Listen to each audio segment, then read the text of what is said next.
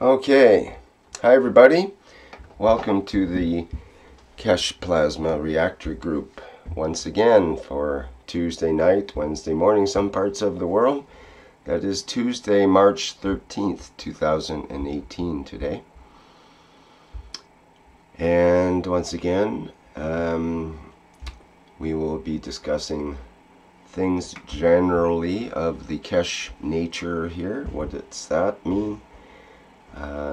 It's usually in the nature of what is called plasma science or plasma technology, and not in the ordinary sense of plasma that the scientists think of plasma, which is only 99.98% of the universe. We also, in this line of thinking, also include the other 0.02%, which is us, everything around us, and all of the things of the matter level, planets, and so on, compose that 0.2% of all matter. And that is actually the more important matter. That is the matter to the people within the influence of Earth's gravity and atmospheric conditions, and that's where we find ourselves, at least at this current moment. So you would think that the scientists would put a little more attention, and that if plasma composes 99.98% of the universe, maybe we should have a closer look at the 0.02% that we are, and maybe just by chance, maybe we are a reflection of that plasma. And in fact, if you look at everything really, really closely, right down to the atomic level, inside the proton and electron and beyond, you get into a plasmatic state rather than particle state. So it turns out particles are basically a bunch of wound up magnetic fields, magnetic gravitational, or what we call maggrav fields, in packages. And these packages seem to have boundaries around them. We think of an atom with a proton. We think of a proton as a, let me see, I have a sample round ball here. Well, here's a ball that's kind of indicative of something. We could say that that ball inside here is a proton in the center of an atom, and we think of the field of that proton might be in a package that's around the proton, or same with the electron. It has a sphere of influence around it, but it's contained within its package. It doesn't tend to, fields don't suddenly go somewhere else and affect things and so on, depending. And start to get into the quantum ideas, then that changes a bit.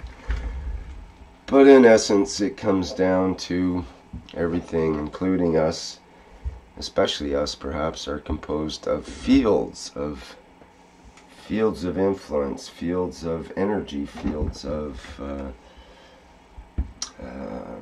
magnetic gravitational fields, electric fields, magnetic fields, electromagnetic fields. All of these kinds of fields are definitely passing through our bodies virtually all the time. There's nowhere you can go that doesn't have radio waves passing through you, for example. Probably, I don't know, 1,000 radio stations right now, or the radio waves are passing through my body, and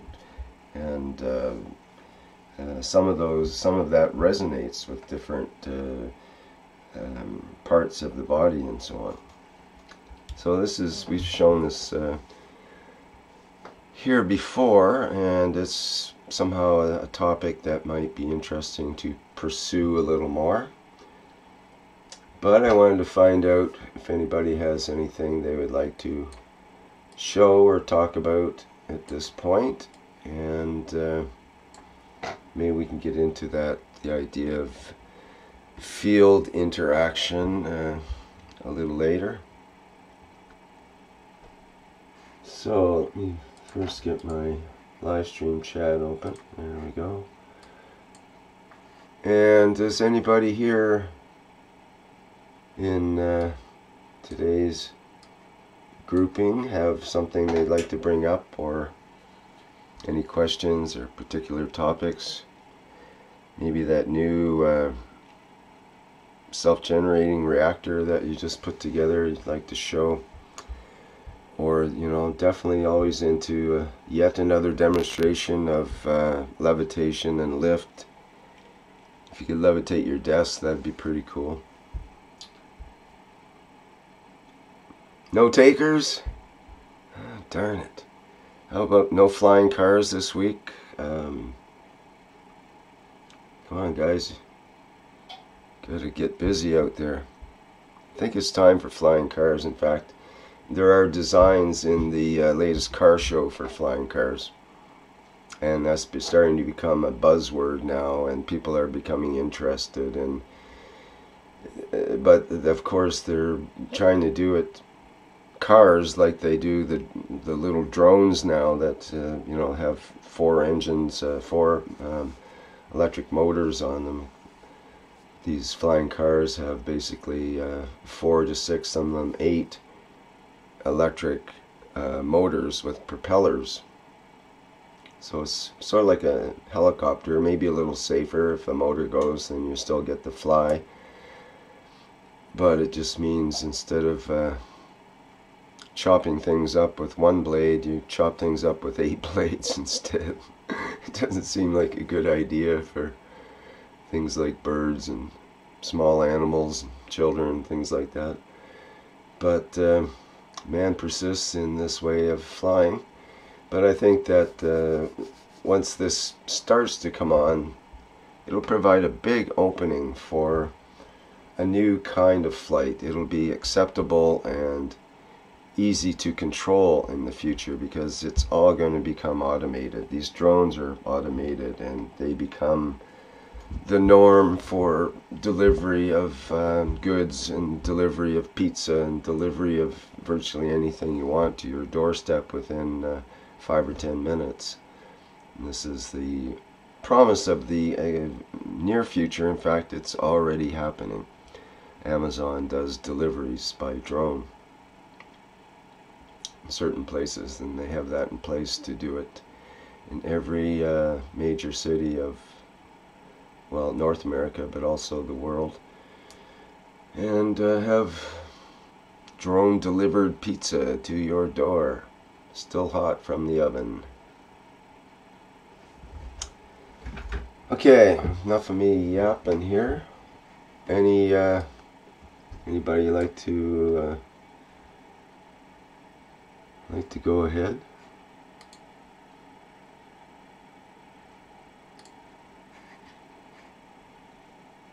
Stephen Lee says, I would like to see the fields of a really good field generator. See the fields of a really good field generator.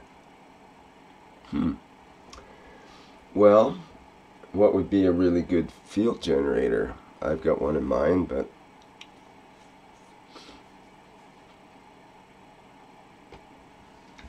for example, these things are pretty good field generators. Oh, my electrical supply here. Your traditional plasma globe.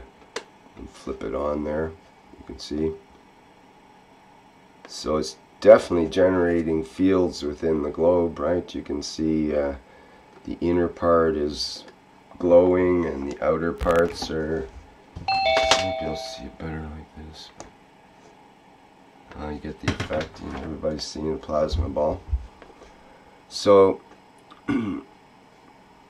just in terms of the fields and the interaction, it might be good to make a little drawing actually and talk about it a bit. So you can see we have the inner glowing sort of orb in the middle there, from whence the sparks like that one seem to come from. Okay, well that's because there's a wire that goes up the center of that inner glass envelope, which is actually exposed to the outside atmosphere. Actually, I've got one. Let's have a look at it here. Oh, I'm wrapped up in my wired arrangement. Here it is. It's not such a good example because, well, it'll do. Shows what I mean. So this is a plasma ball that didn't behave properly, and I took it all apart, took the guts out of it and whatnot. But it shows, if you can see, kind of here, yeah. You can see down the center there, there's a hole that goes up there. Actually, this whole glass envelope in the center was open, but I filled it with some crystal. That's some crystal stuff that I put together with some Gans and some other things to make as a center electrode for this plasma ball. So, but what it is when they manufacture the plasma ball, they make it with an envelope that goes inside and that's exposed and open to the atmosphere here. This goes right into the center tube there, basically. And that way they can stick the... do I have the other part to this? I usually have it handy here, so I can shock ghee with it and that kind of thing, but I'm not sure where it is right now. But the other part that goes with this, with the electronics on it that actually generates the high voltage, has a wire that comes out, and the wire goes into that center post there, and so it's insulated and isolated from the electronics on the bottom here, and is able to project its to create the gradient, or the polarity there, to cause the effect. And there's gases inside the globe which are easily ionized, and that's what causes all the effects that we see.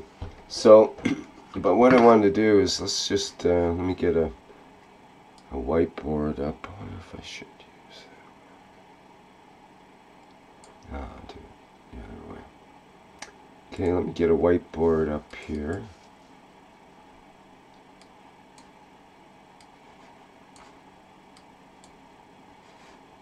And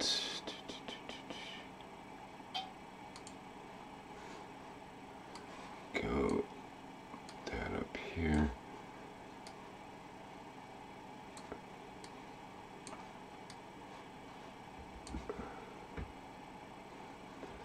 Okay, and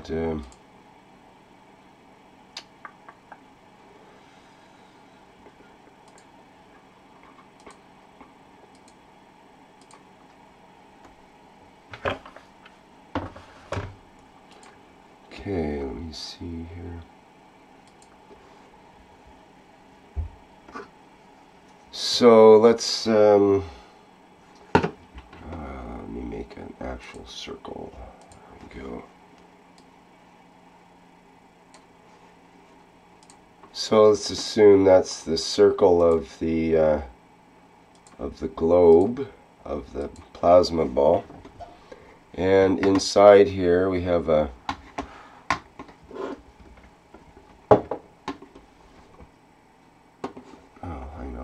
that square thingy. Bear with me a second here.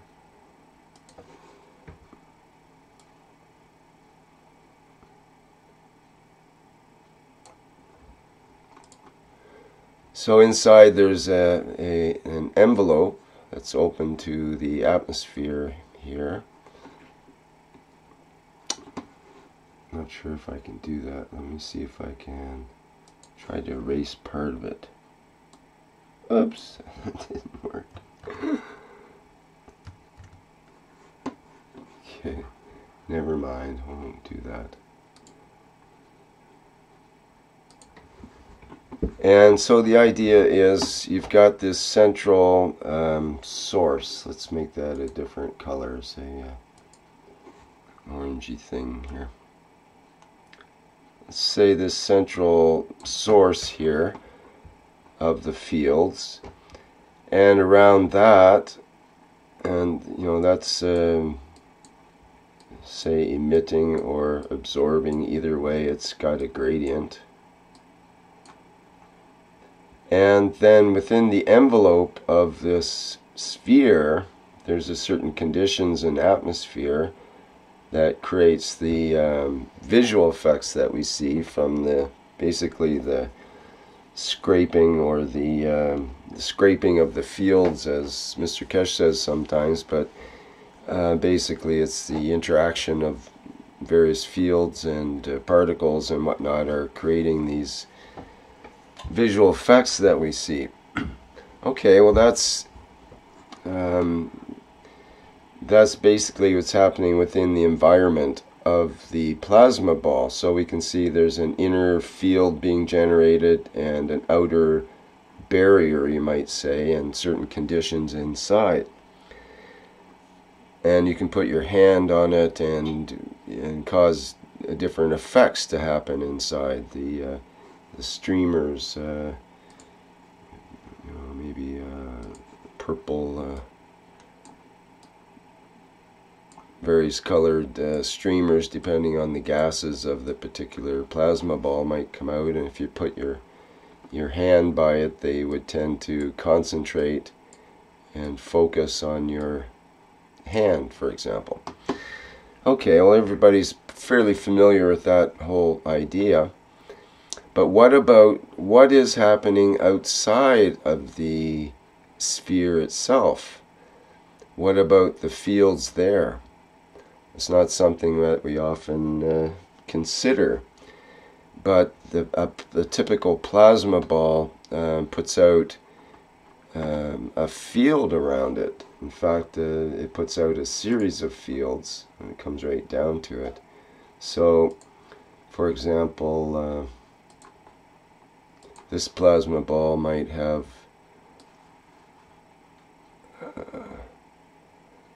a field that goes out. This is not very to scale, but it would be, let me see, how can we do that there, this one.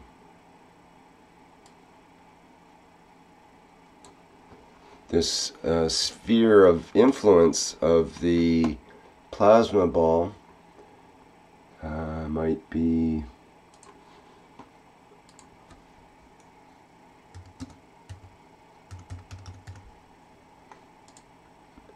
say 2 meters. Let me see if I can make that bigger. No, it's okay. Well, that'll do. So it could be like 2 meters, 5 or 6 feet, say. It could be an easily measurable field from that plasma ball. So this is something we don't normally consider. But what happens if you were to put, say, an ordinary human being, if say there's a human out here, we'll make a stick human.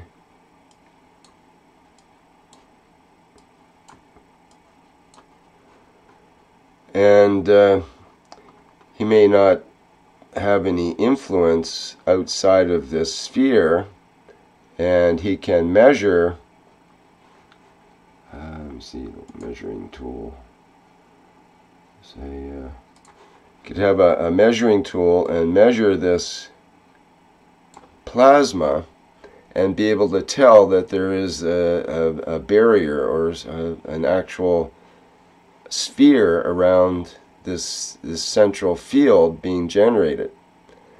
Okay, so what I'd like to examine is what happens when the human enters into this sphere of influence, this field around the plasma ball, and how does that affect the measurements that the human is making? Because there's a saying that if you want to measure the radioactivity in a room, then you don't measure the radioactivity in the air, you measure the humans, because they absorb the fields so well that the device just, relatively goes off the scale compared to trying to measure just the air or the environment or some other thing that's inert.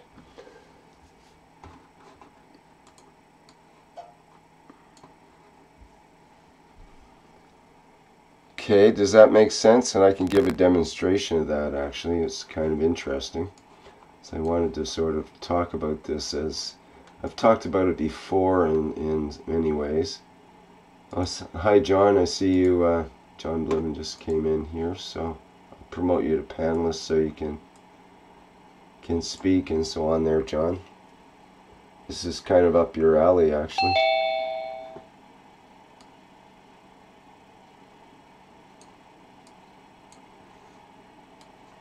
John, you can speak there if you want. Hi. One of the things that we noticed when we were experimenting with the dynamic reactors is that when a human went into the field, that you could actually extend it out farther. So one person could put their hand in that field, and then another person could connect to them, and another person could connect to them.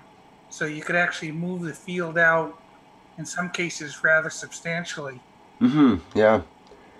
You can also, when you go into the field, you can influence the field. So Yes. with like the dynamic reactors, it's subtle, but you can hear the motor speed changing, for example. Right. You can if you're measuring it with a beeper, you can influence it to where the beeper will extend out or go in, depending on what you with your energies, how you move it. Yep. Yep, definitely. Let me see, what's the best way to do this? Okay, I have it set up here, but will it work? Okay, let me try something here. I'm not sure if everything's going to work the way I hope it is.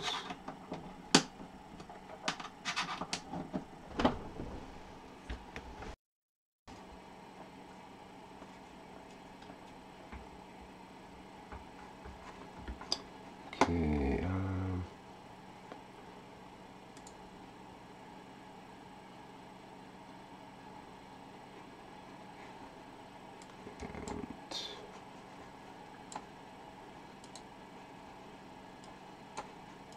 just bear with me a second here.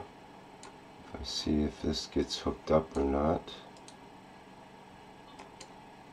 Okay, all the way down.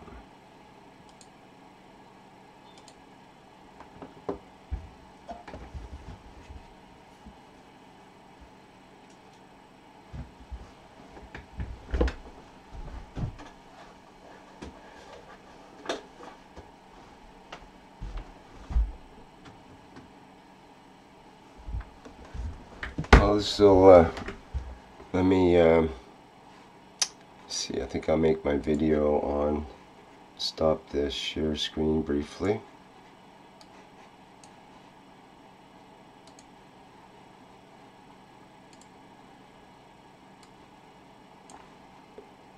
Yeah, I wanted to, let's get my screen up. And spotlight, there we go. I wanted to experiment a bit with this new sensor that I made. What it is a simple nano-coated wire. You see this black, it's a fine multi-strand wire. It's for stereo speakers, special wire, and it's very, very fine strands in it. You can maybe see some of them there. They're very fine, and it's nano-coated.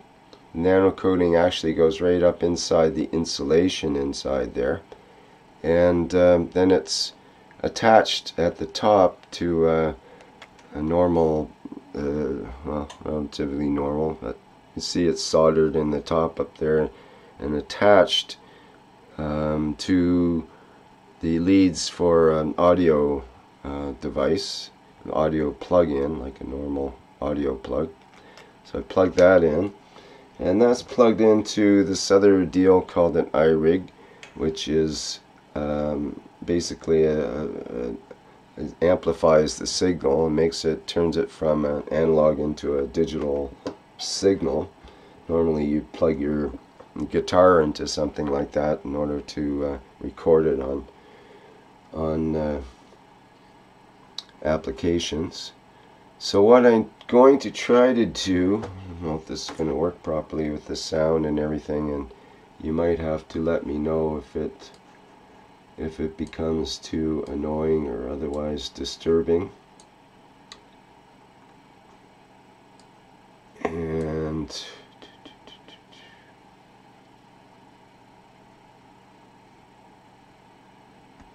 let me see a minute here.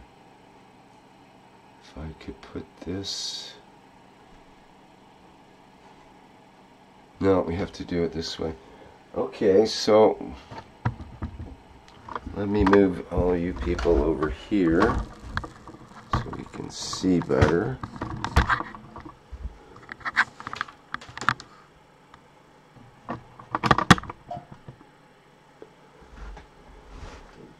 Okay, now let me see if I can get this sound working here without it being too overwhelming. And I think that we'll have to do there. Let's see if this works.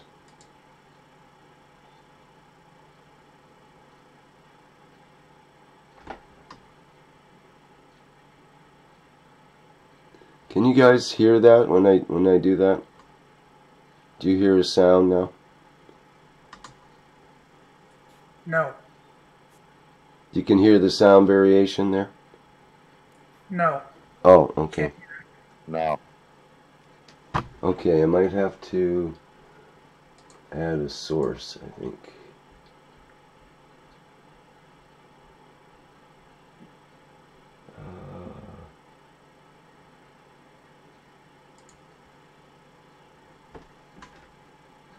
No, that's not working.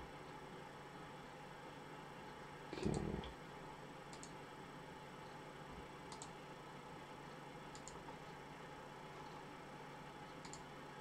Oh, I know what I need to do. I'd have to do a share. Okay, so that's what we'll do.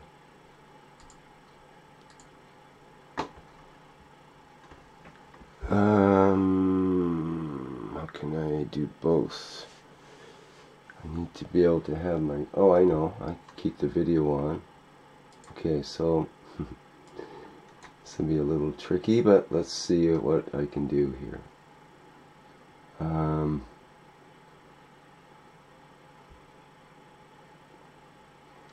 Okay, if I share this, make that smaller.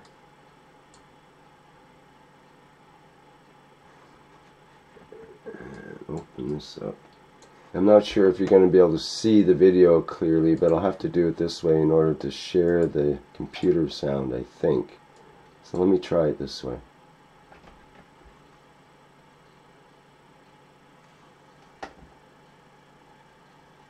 Do you hear that sound? It's not coming through yet, is it? No. Okay, it should come through. Why is it not coming through? Okay, just a second here. Maybe the playthrough is not happening.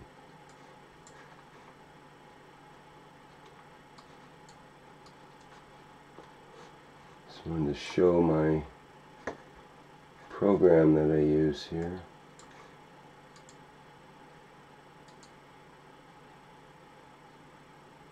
Let's try this. That should be working, right? You hear that? Some background noise.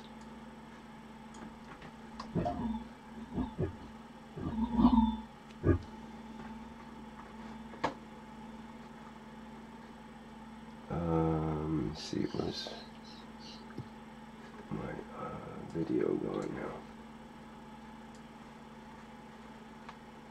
Ah, there it is. Okay, I can put that over here. Okay, now do you hear this? That sound? I know it's coming through in live stream. Pardon Not me? yet. Not yet? No. Okay, let me just reshare then.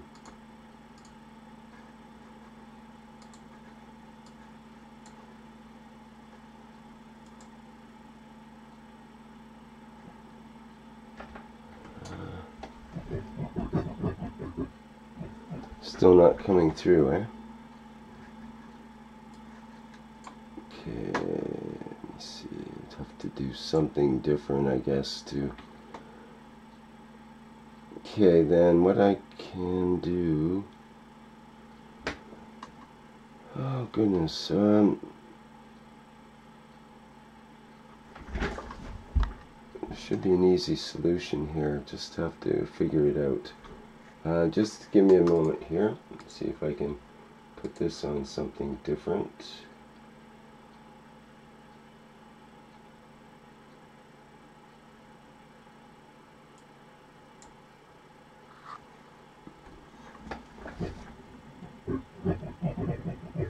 Can you hear that yet on the Zoom? No?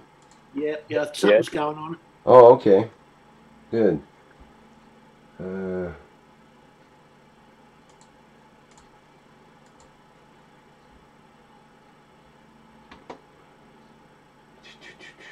I'm not sure what that's supposed to be. Okay.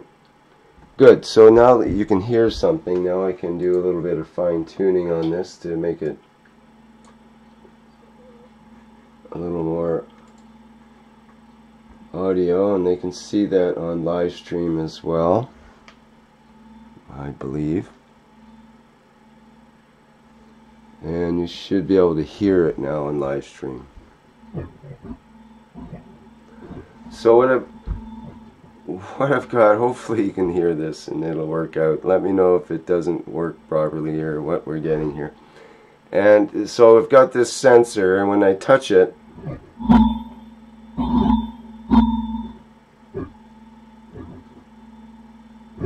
so it's quite sensitive.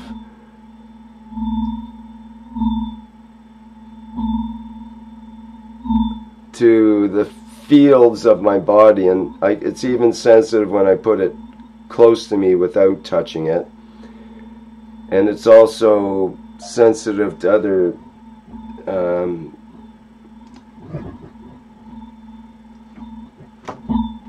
sorry, I just have to move the wire so it doesn't make that kind of funny noise. Whoa, here we go. Okay, so and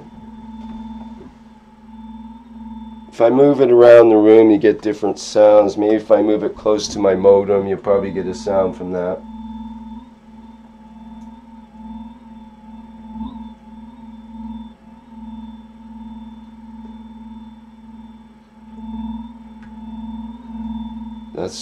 That was close to the modem underneath.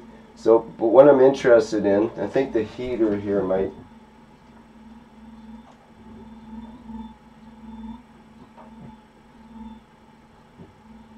The heater makes a particular sound. But what we're interested in is this plasma globe here. So let's turn that on and see what that difference that makes. Reach the switch here. Okay, right away you can hear that going on and off. Let me just try that again. I've got this about, it's more than a meter away now.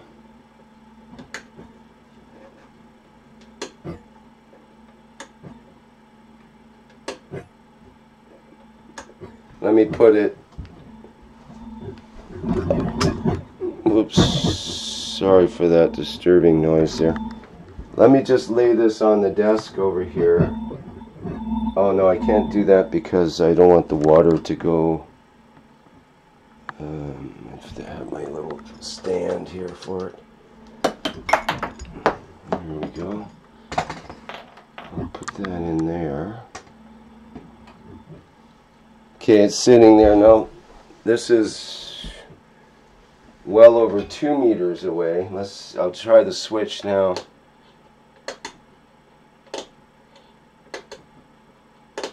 You can hear it a little bit. But it's much diminished. Okay, so 2 meters away. Whoops, sorry about that. Try. This thing's so sensitive to.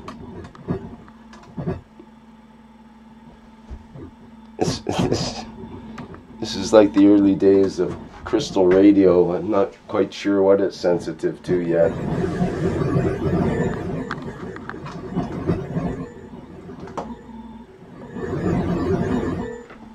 I'm going to turn down the input a bit in case there's an overload here on the live stream. Okay, so what I've got is I would like to measure. I have to stand up for this job. I would like to measure the fields as I get close to the plasma ball. Okay, I'm about 1 meter away now.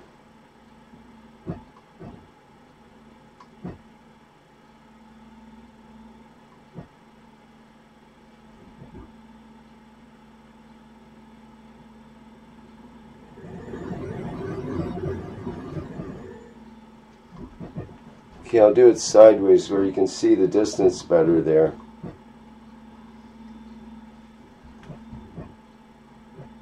We can't see any video. Oh, you're not able to see the video. Maybe I'll have to spotlight it again or something. How can I thought you'd be able to see that. They can see it on the live stream, but not, you guys can't. Okay, let me see, how can I...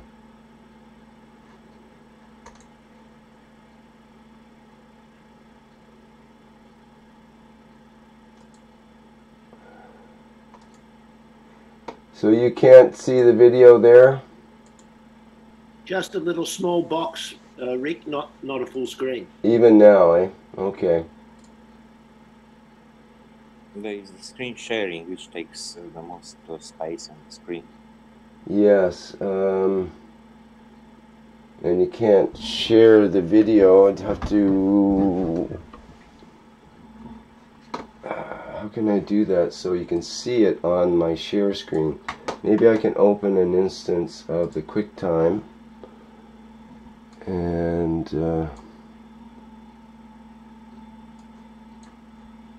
let me just bear with me a second here. It'd be good to be able to get this to work properly.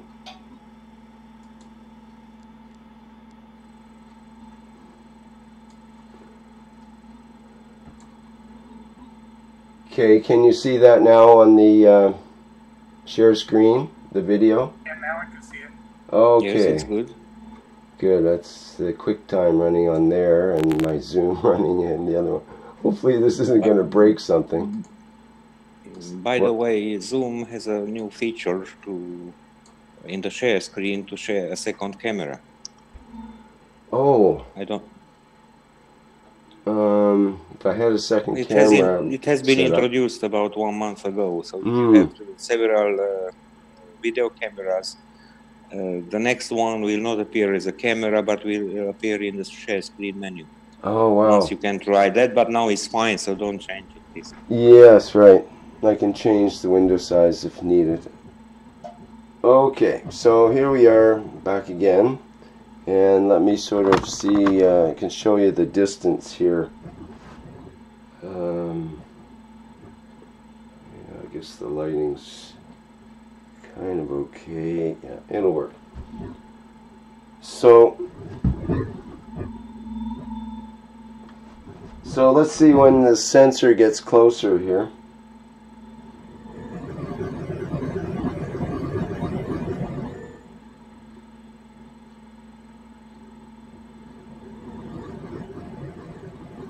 You can see it right about that far away. I'll try it over this way too.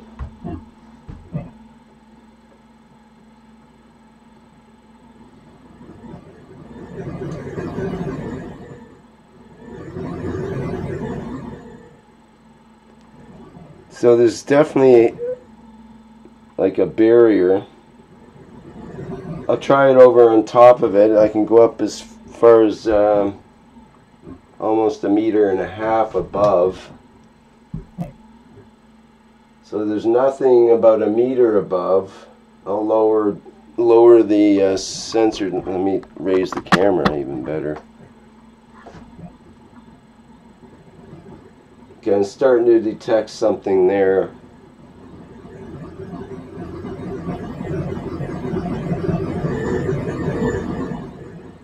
And it gets a bit overwhelming without changing my audio input signal a bit there.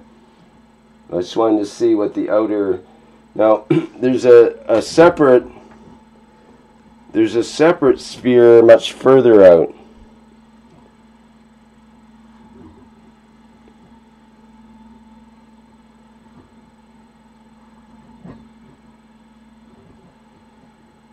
You hear that sound?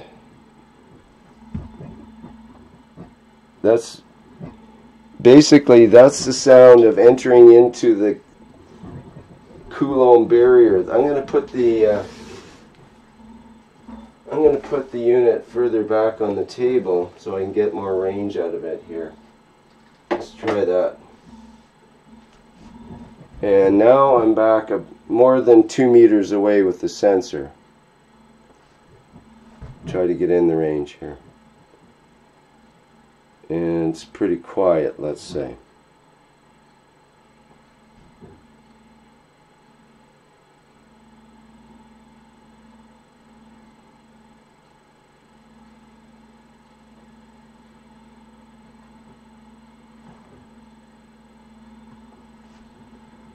Now right there, about a little more than 1 meter away. Excuse me while I move my wires a bit here, so try to get a more consistent signal.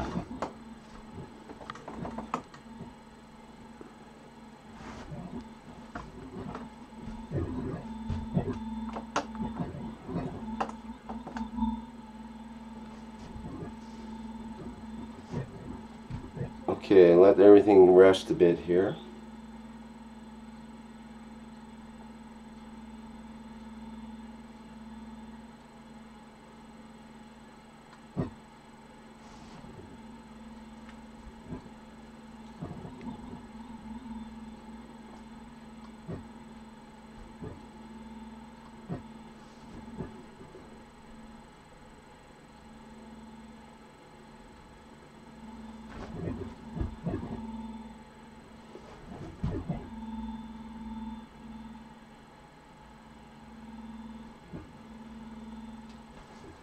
There's a definite barrier further out, but it's a lot more subtle than when we get closer in. Let's do the closer in one again.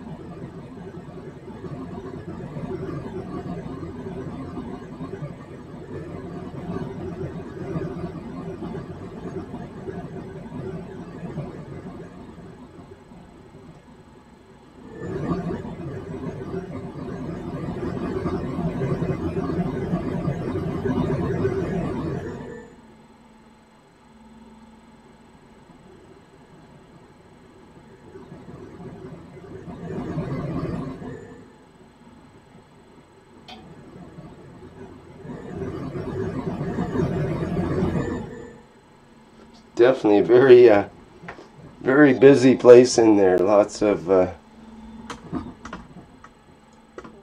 sound action. There are many different fields actually. A wide spectrum, as they say, a wide bandwidth of fields coming off this thing. And I'll turn down the input if I can. Let's see, I've got 2 ways to do that. That's down all the way. And in my application here,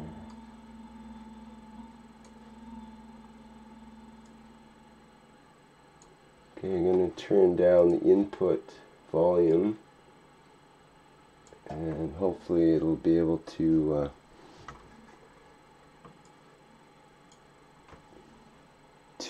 handle the sound.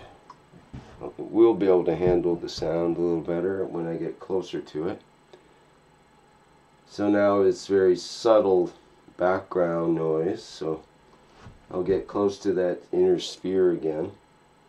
Actually, I'm going to move the ball a little closer so it's easier to work with.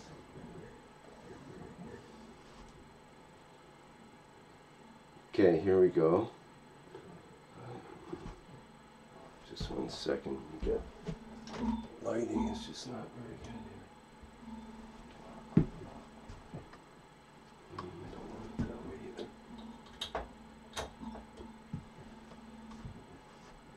Okay, that sort of works.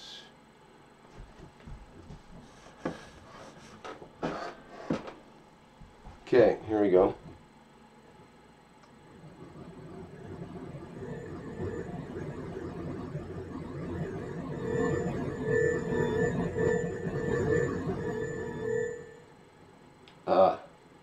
This is what I wanted to show.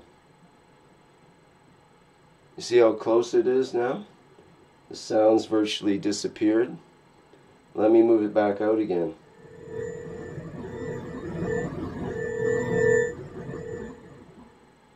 So again, let me show you the range that we're going through here. Starts right about here. Really intense here.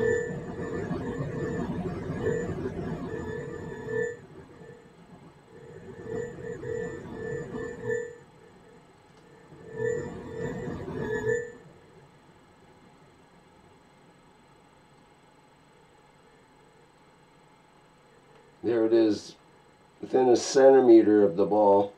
You can barely hear it.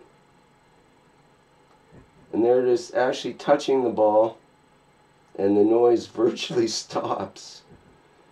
Which to me is counterintuitive. That's exactly the opposite of what I would expect. Alright, you can see that the globe is actually attracting, and I'm getting no sound. It's like killed the audio from this. But if I move out a bit,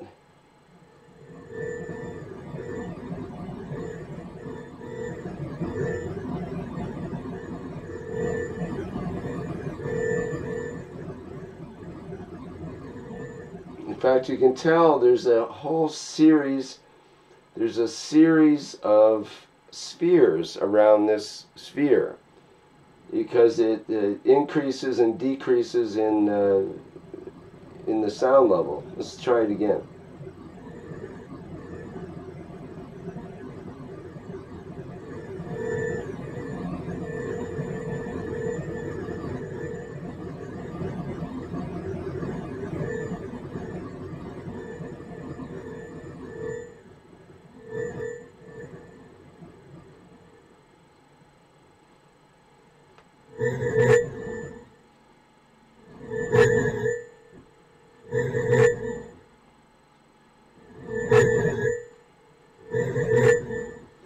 There's definitely, I would say it seems like there's two spheres of the fields.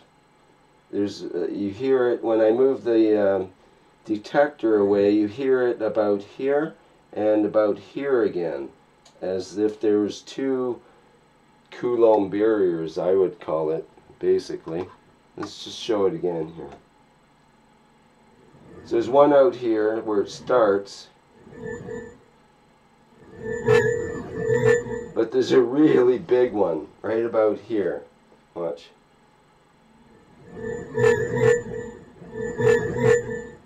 And then it gets beyond that.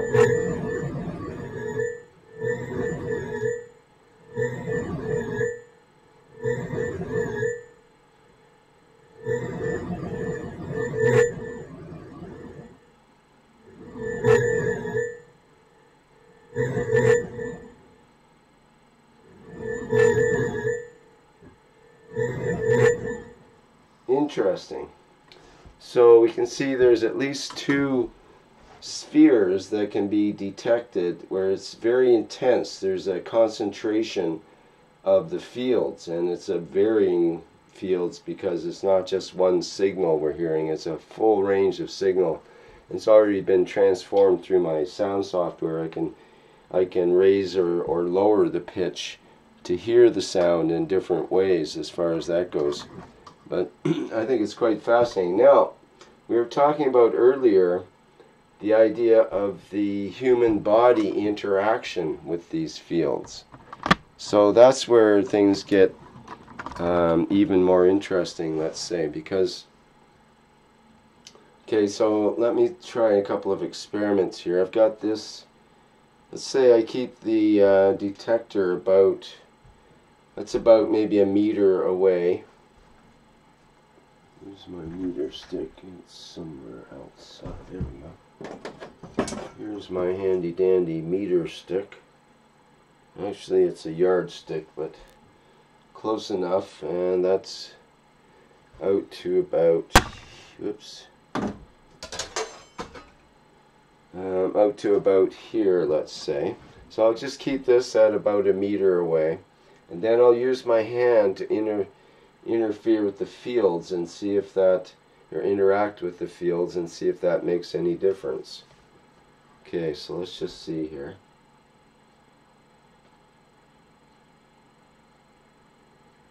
Okay, the other thing I'll do is I'll grab onto this, so now I'm more attached to the apparatus, you could say.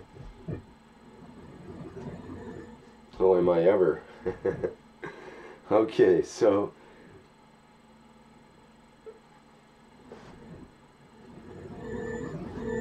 oh wow.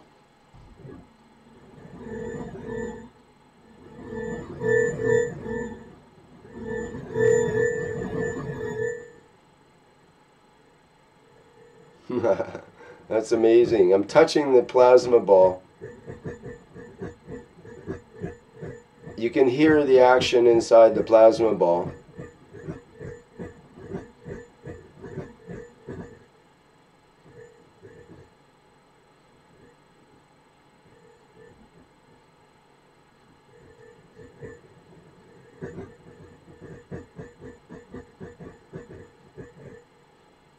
It's quiet right now, but when I move my hand away,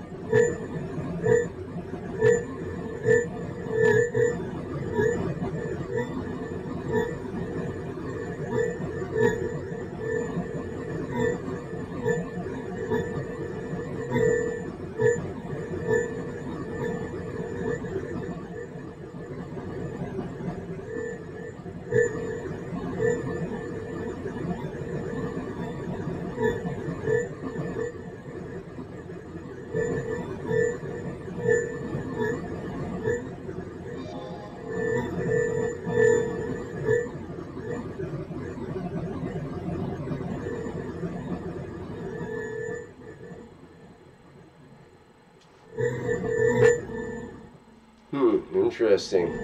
So what happens when I move my entire body close to... Whoops, let me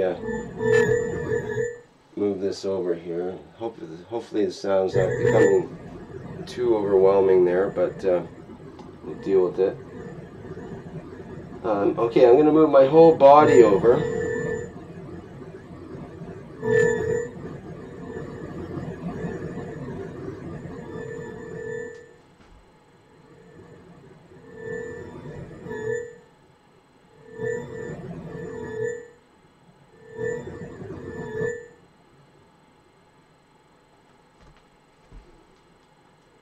Touching the plasma ball, nothing.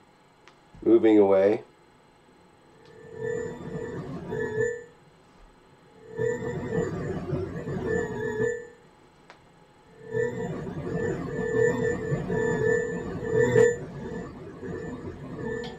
Wow. See how my body has extended the fields that we detect. Now my body is able to detect those places of high amplitude. The body is absorbing those and pulling them out further than they were normally. So I've got one here. There's one out here.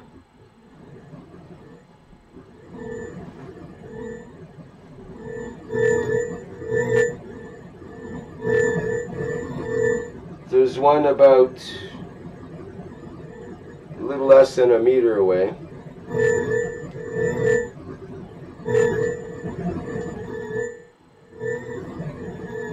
There's another one. That's about maybe 40, 50 centimeters, or yeah, maybe 20 or 30 centimeters.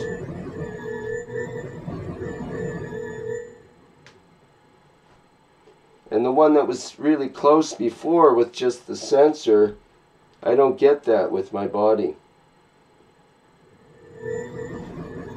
I've got to be about a foot away to get anything. But with the sensor, just the sensor instead of my whole body, it detects it much closer.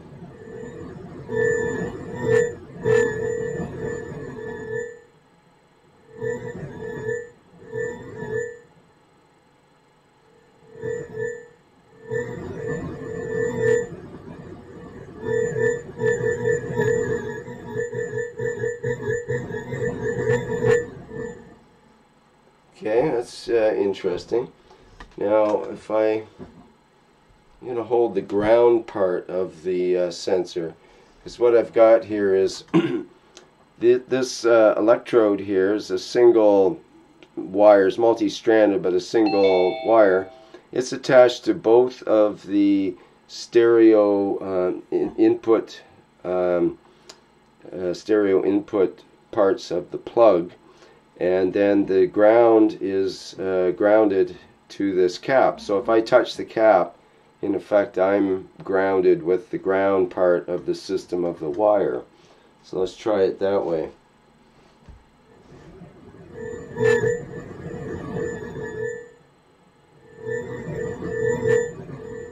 Okay, that's about the same. Let's try it with my body.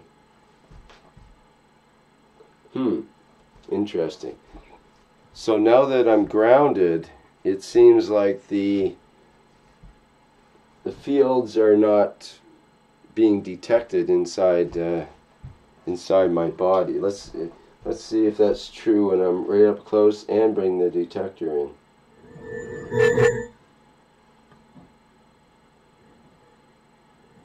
Well, the fields are definitely way less detectable. They've concentrated themselves.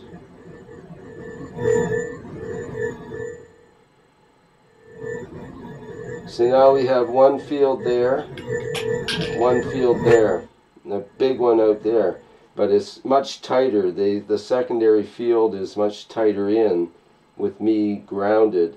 Somehow it's influencing that. But if I move back with my body, then I detect it out here, here, and and about that far away too. So it's pretty strange. It's very interesting. What else about that?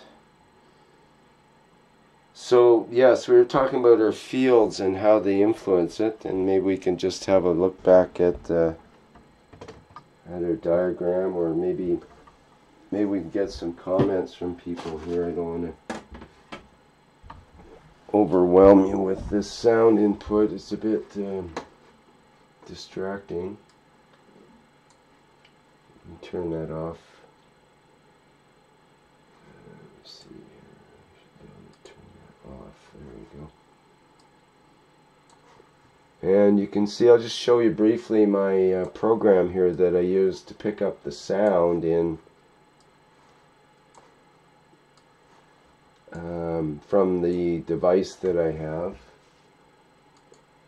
And let me see, you should be able to see that.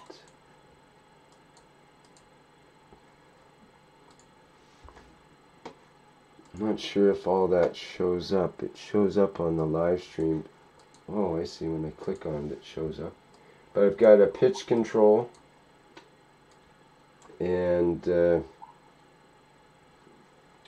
bandpass filter and various other controls and so on here in this program, which is called Audio Hijack. Audio Hijack Pro, actually. And it works really well for combining streams and altering your sound input in live real time. These different modules and whatnot. Okay, let me is there anything you want me to try, or any questions or anything about this particular demonstration?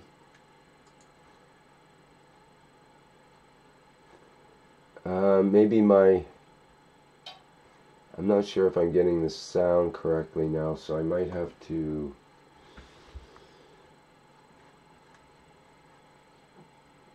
Nicholas, are you trying to speak and I'm not hearing you? Is that maybe what's happening? Or someone give me a sound check and see if I can hear anything. I think I might have to stop my program here, take it down. Let's see what's going on. Probably it might have been my QuickTime. Let me stop the QuickTime. And I'm going to quit the audio hijack.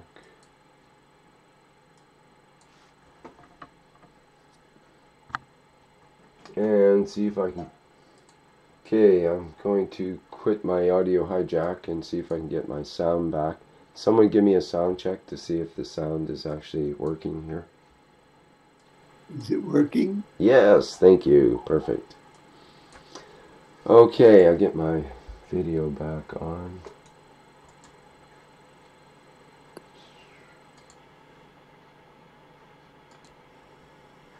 And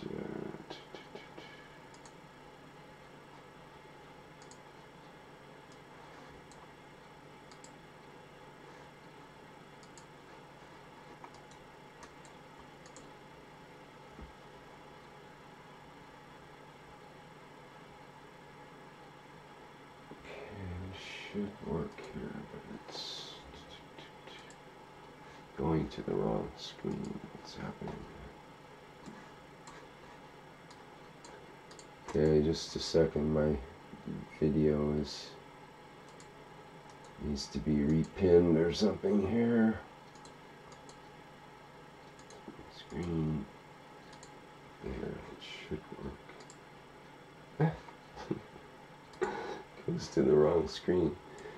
Okay, well, I think you can see my video there okay. Holy cow. It's quite a setup change here to get everything to work properly. Okay, well, I hope you got the idea there, at least, of the field interaction that our bodies, the main idea is trying to present is that our bodies actually interact with fields and change the shape of those fields just from our presence. And we're just talking about more or less coarse matter level fields here. In a way, it's you know, it's a plasma ball. It's not that subtle. It's just an electric field. It's pretty well known and so on. But it does demonstrate the idea of the interaction of fields and the idea that our presence in fields alters the shape of those fields, whether we wish to or not. It gets changed just because fields interact with us. Fields interact with water, for example. That's why I have this sensor in water here. I wanted to see, this is distilled water, normally an insulator, but it has it's actually very sensitive to the field interaction, and probably the amount of water would make a difference in terms of its resonant frequencies it would pick up and so on. Different kinds of water can be tried as well, Gans waters and different pHs and so on. Lots of room for experimentation there as far as detectors go. And many detectors that are being built by scientists nowadays are based on copper oxide and other types of oxides, very similar to the experiments that we do to create our nano-structured surfaces with using caustic and some other processes, the heat process and whatnot. Sorry, I see we have some attendees here, and I need to promote you to panelists. I forgot that we have the new setup here where you need to be promoted or allowed to talk. I prefer to promote. That works a lot better. So sorry if you felt like you were a mute for the last while, because you were muted. But go ahead. Yes, hi Mario. Yeah, hi Rick. I was wondering, can you use that as a, because I have tried this myself, I have a pickup here. I get always very mixed results. So I have not really, and it's kind of time consuming and I haven't worked on it very much. Is there a way you can hear some kind of difference between CuO, CH3, and what am I missing, CO2? In other words, use it as a plasma detector. Maybe the same amount and find different diameters so you can... Well, that's right. Yeah, that was one of the ideas of this apparatus I had set up here with the coil and so on, so that I could put different test tubes, just a straight test tube of, you know, say that this was, it's got some Gans on the bottom there, this is 3 kinds of Gans, and that it could go down inside this coil, and this would be hooked up to the crystal radio circuit to give it a, be able to pick up on the fields. And you can actually note a difference in the fields when the different water's going, but it's very subtle. You'd have to spend a lot of time with it to tune the apparatus and set up the structures and so on to be able to see the waveform and actually see the subtle differences that occur and try to notate them and pick up on it. But I think that could be one way of doing it. Actually, is it may not be, the coil setup may not be the correct way. There might be other ways of, like for example, maybe this detector could simply be put, if this is the Gans, then you simply put this inside the Gans water and use this as the detector and clean it off each time and try it in different Gans waters to see what difference in the signal there is and whatnot. So there's definitely room for experimentation in that and trying to standardize some sort of test and to actually experiment with the waveform, which is like the way I have it set up, it's an audio signal, and you can alter that in many ways through that program I showed, and I've shown some of that before and so on. and that could, you know, you could get into hours of just playing around and looking at all the variables on that realm of detecting. But that is an audio thing. It's all audio feedback, which is great because it's instantaneous. As soon as you put it in, you hear the difference.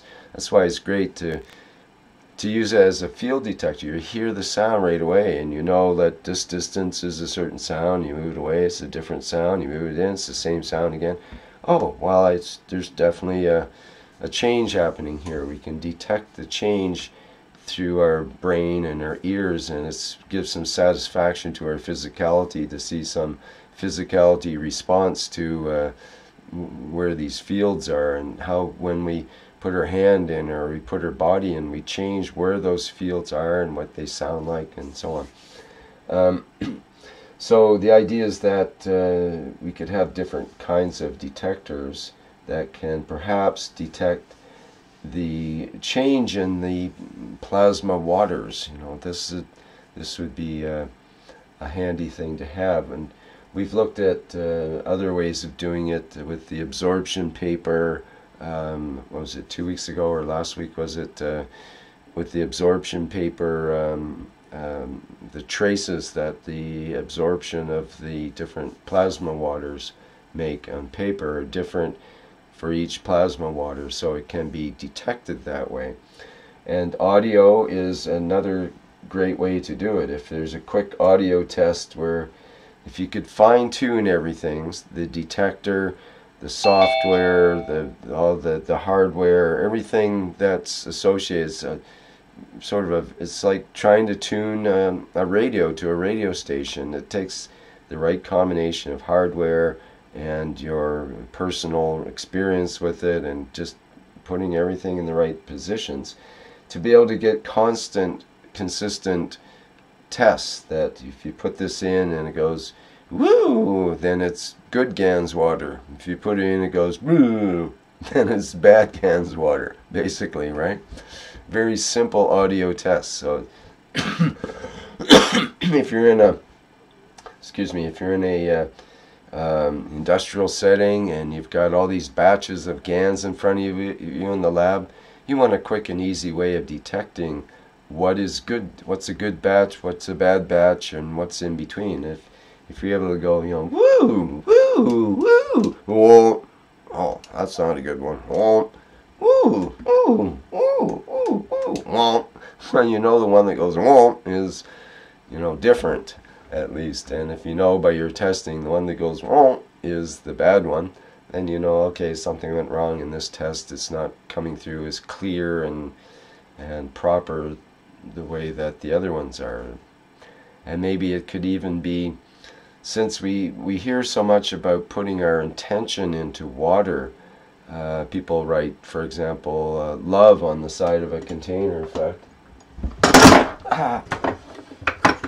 Oops. A bit of water on the bit of water on the keyboard there.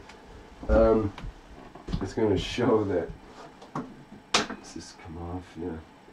Guy actually had a container here. He's got an apparatus he's making to recreate an old Kelvin experiment. But his container, if you were to put it the right side up, has love written on it. And I was given a container of water years ago that, probably 6-7 years ago, same thing, that this fellow, a friend of mine, discovered that writing love on the side of containers changes the actual nature of the water, changes the structure of the water from your intention being put in it. So, and he was actually an East Coast fisherman, and he'd go out on the fishing boat with his tough Newfoundland fishing buddies, and he would write love on the side of their water bottles that they have out there. And they thought that was a little odd initially, but eventually they kind of got used to it. And now they totally love this whole idea, and now they all write love on the side of their water containers. And when they go out, they're all buddies, and and this has helped bring them together. And that's not even with Gans water, that's just with regular water. So what if we had a detector, kind of a love detector? It could detect the love quotient in water, the love structuring, you might say, the intention, the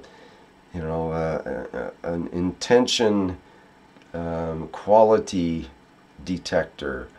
That would be so amazing to have something like that that could detect the quality of water, not in terms of its contamination or its its constituents, but of its essential energy, its love energy, its intention that's gone into it, that unconditional love.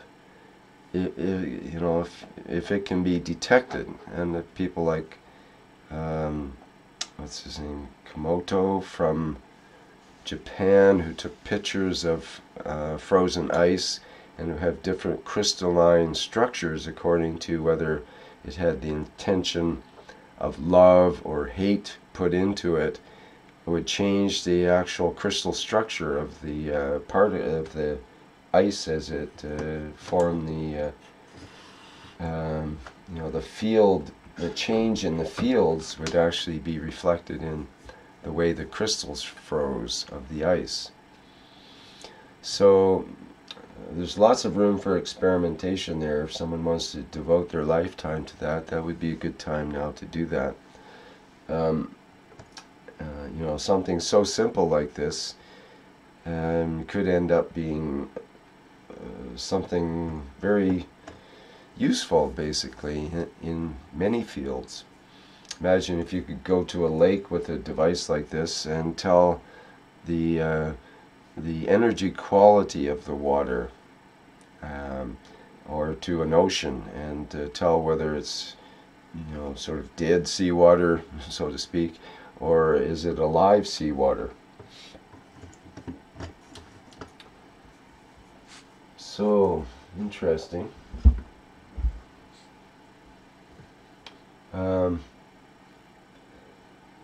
Sorry, do you want to go ahead there, someone that wanted to speak? Thanks. Martin? Is that Martin? Mark? Martin? This is me? Okay. You hear me? Okay. Yes, we do. I'm sorry. I just come in to be with you. So I didn't know that I was online. Oh, okay. Okay. Sorry. I thought you wanted to say something at this point, but that's okay. Yeah. I mean, that's not bad to go ahead with that. Well, your line's open. You might as well speak. Okay. Yes. When I my measurement of the quality of the fields that arrived here, or that I go with, or that I think over inside me, reflects then immediately outside, by colors, light, movement, or stuff like this. Even the crows. So like your name, you're the Kramen, the Kramen. And so you have also this job here in these meetings, and the crows outside, they make the sounds very precise when they feel threatened or too much pressure, too much whatever. They have a nice quality level show display for us, for the beings here, also around me, for my own experience. This is a good way to go.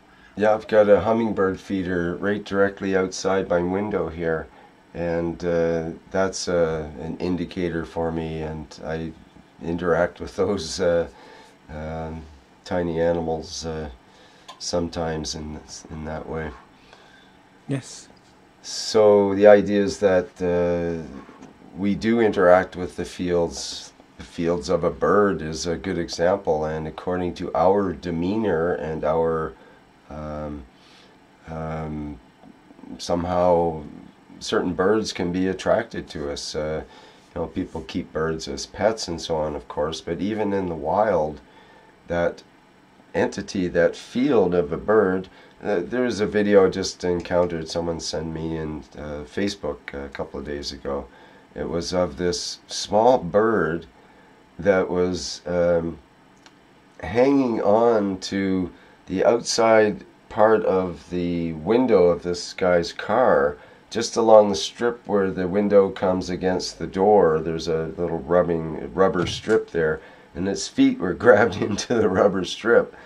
And the guy had this, he stopped in traffic, and this bird came up, and he started talking to the bird. And the video kept playing because the video showed the bird and him interacting. And he said, I gotta accelerate here. I have to drive faster. I hope you can hang on and come along for the trip. And the bird's hanging on, and the feathers are ruffling, and he's picking up speed to, highway speeds basically. And he slows down again. The bird hangs in there, and it hangs in for quite a long time. Finally, he stops, and it does fly away eventually. But he's talking to it the whole time and interacting with this bird that's decided to become his companion and come along for the ride. It could have left at any time, but somehow in its little bird mind decided to hang out there and interact with the fields of this And whatever. I think they are made, thinking. they are made to be with us. So on the sea, they also are on the ships, and they go to the houses where there was. Think of the story of Nikola Tesla, for example, the famous story of the dove a white dove, or white pigeon, I guess it was, that kept flying to his apartment in New York City. So he's in this huge apartment building, and up in the upper floors where he liked to be, and this bird would always come to feed at his window, but he became very emotionally attached to this bird, especially he was in the last part of his life, and he became very attached to this one pigeon. It embodied all that he considered of unconditional love and so on. He felt this unconditional love for this bird. So there's many cases of that, of course. So anyway, we do interact with fields, is the idea there, in many ways. And that in that and case, light with emotions. Light is an indicator for the fields. Goes up, down, which direction. So for me, the light is a. So you mean? What do you mean exactly by that? You're saying, like, in the space, if you're sensitive to your space, then the colors and reflections and the way the lights arranges itself in your environment has a different meaning, perhaps, or something else. Now in this, also before I thought this is just by chance, so the colors change or the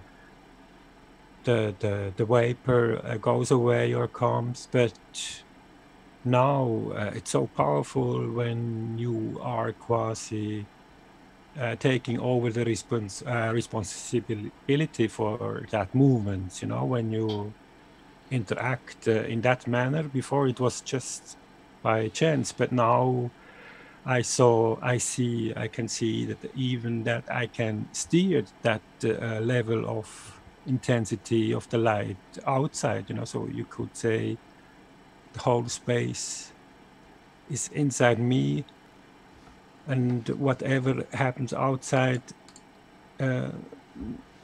has the source in me now, and so this So is you very start wondering. strong. What?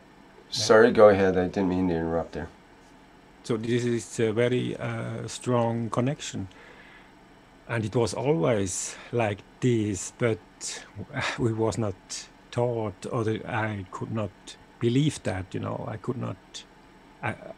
I know it from the teachings like Feng Shui and all those energy based old studies from the Chinese and all our own knowledge about that. But when you then see that yourself are the source of that, then it becomes very powerful imprint, you know. So right, are we the creator or are we not the creator? And if we are the creator, then what we see is what we've created. But we respect we have to take responsibility. Yeah, when we can comprehend that and then take the responsibility over and steer the wheel, you know, right, play the game. And so it's a much bigger ship than we first anticipated, perhaps, in that sense, you know. It's like, you mean I created everything that I see? Everything in front of me is my creation? Yes. Whoa. But that's the same for, it's not like an ego thing, it's the same for everyone if they were to be the creator, because it's the same creator in everyone. Yeah, we are a sensor, just a sensor points from the same action, you know, from the same moment. Different sensor positions and perspectives and whatever. But everything is important. The black and the white gives the high, you could say, is the high charge and the which? Say again. It's you. The black and white is the basic of the.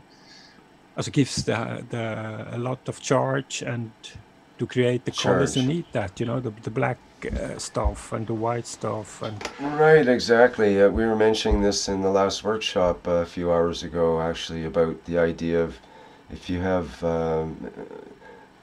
If you're creating something, whether it's a word composition, which is what we were working on, a particular idea, and try to extrapolate on that idea and make a really nice sort of paragraph that explains that aspect that we're trying to bring out.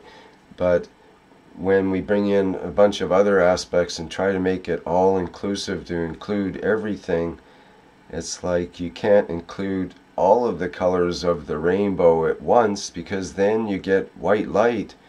And you know, white light has its purpose, and being in the white light's great and all that, but it's there's no discernment then. It's all is one, and if all is one, then there's nothing to do, nothing to discern, nothing to rub against. There's no friction, there's nothing, there is no rainbow if it's all white light. So the rainbows are the different aspects, and as individuals we each bring out our own aspect rather than just all white light, because white light's kind of boring in a way.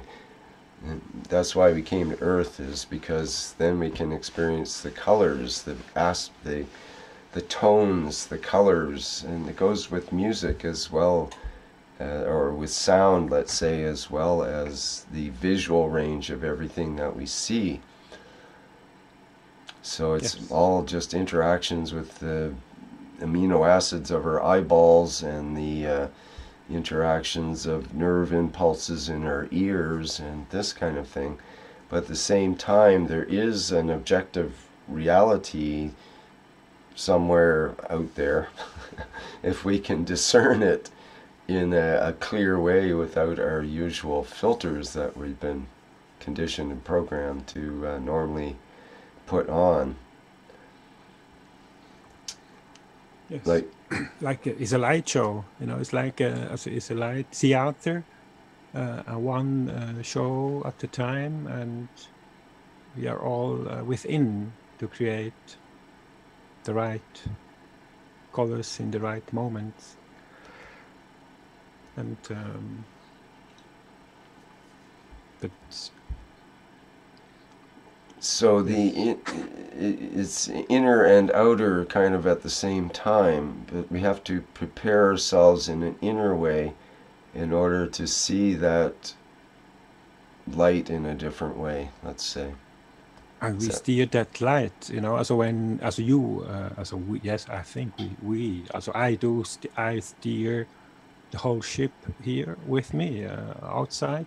Also the light is under my command, and when you really try, you can steer that. Well, this is interesting because last night I went out and the stars were out, and it was kind of unusual because it's been quite overcast here lately. So I really was just looking up at the sky for quite a few minutes, which I don't normally do. You know, I would perhaps when I was younger as a kid and so on, and I have a lot of experiences with staring up at the sky. But I was realizing, staring at these little tiny points of light, and you know, this whole idea, we brought it up before.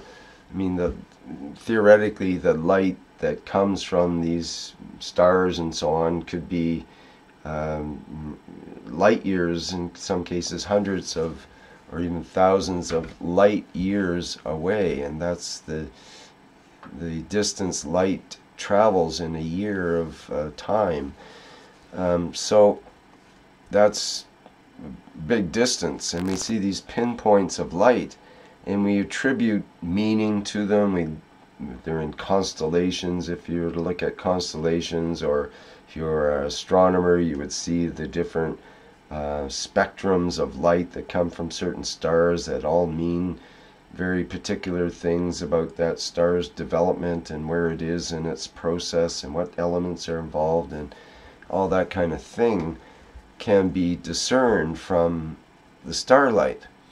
And then I'm thinking, you know, well, what about back to, you know, maybe 2,000 or 5,000 or 10,000 years ago or more? What about 1,000,000 years ago, and some being is staring up at these stars and has put so much importance on these stars? In every culture, the stars and the constellations and planets and so on have been so important, and yet, as far as we know, they haven't had the telescopes that we have nowadays to be able to you know, magnify and see these stars in more detail, or detect them in different levels, and there are different levels of radio emissions and that kind of thing. And they were able to just stare at the star, basically. But then we have this idea that perhaps by staring at that star, we're not, or perhaps in the right frame of mind, the right frame of consciousness, perhaps, that staring at the star, you're not staring at the light of the star, but actually making the connection with that position, let's say, of that entity, and or making not even a position, it's a direct connection with that solar system, because each one of those stars is a different solar, or meaning sun, system.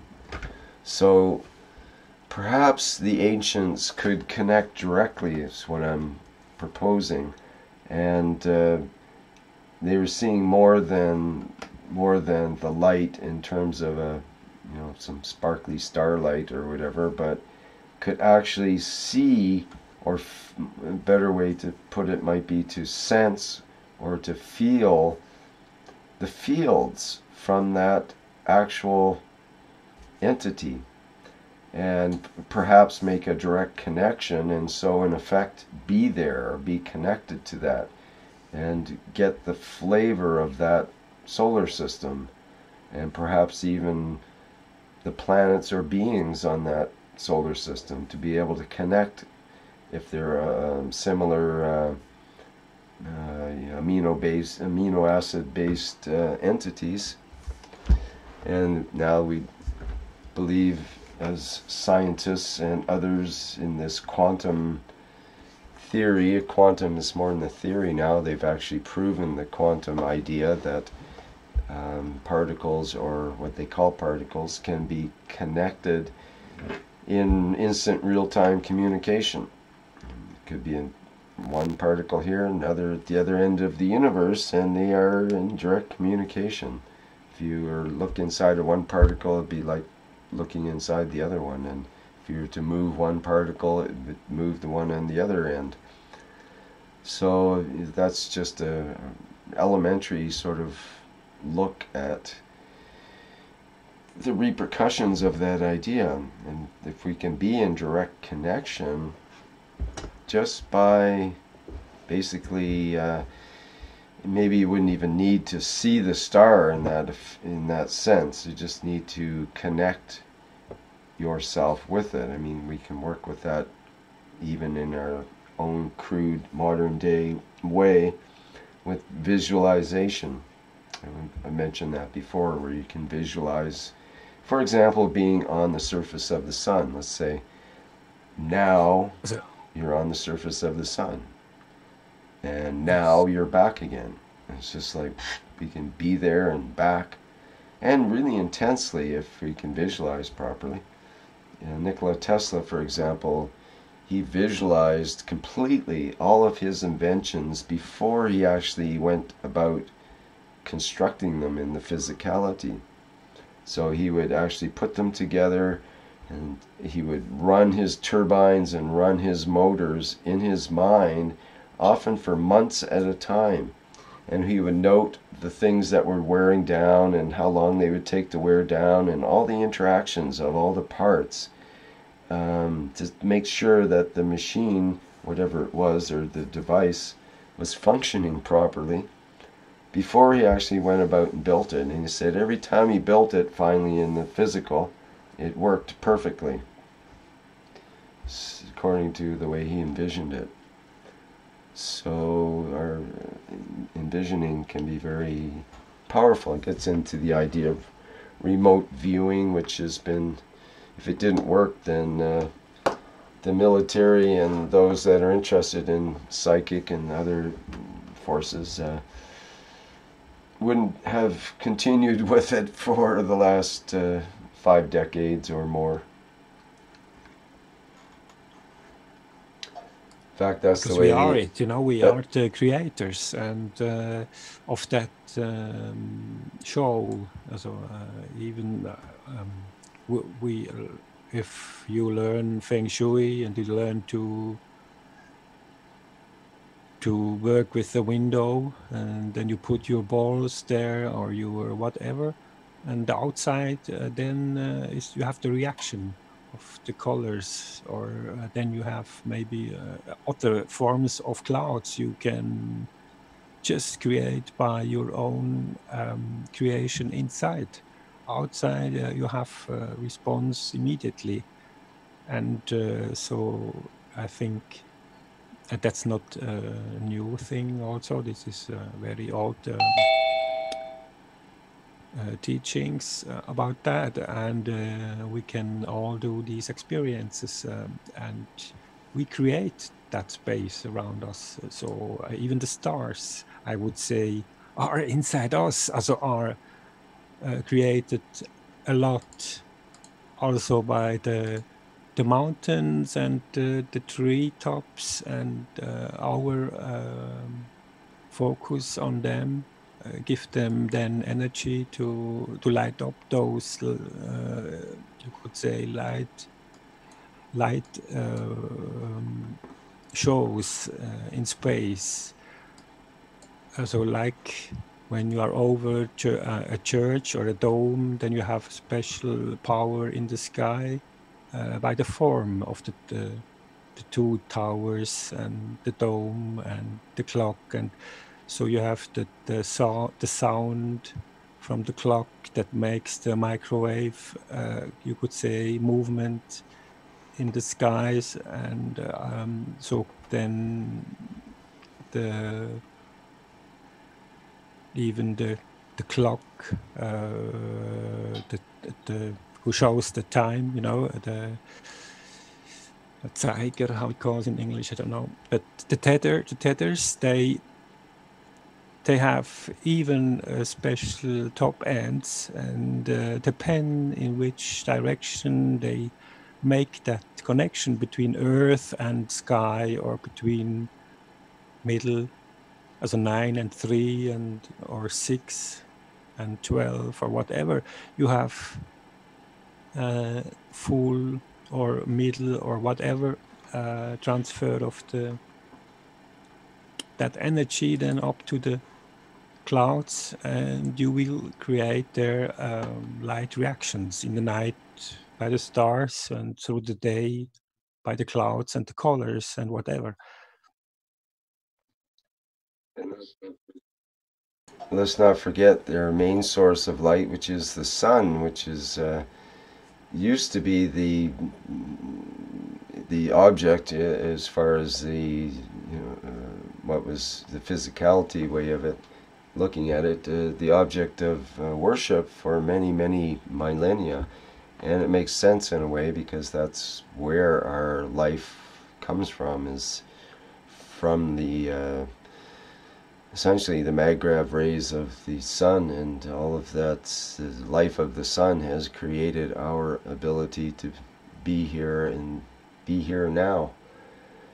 So but when you then work with the sun, when you work with the lights, when you have a lamp inside, so LED lamp or whatever, and you place that inside the room, in a corner, from down to up or from up to down, so you can make some arrangements inside, and the light outside then goes up or down, so it's like connected. Funny you right mention away. that. Oh, go ahead. It's right. It's you can use lamps inside as a steering wheel of the skies outside, also of the sun too. The sun is connected to those interactions inside the room. If you do that for that reason, you know, it's just the wish for that.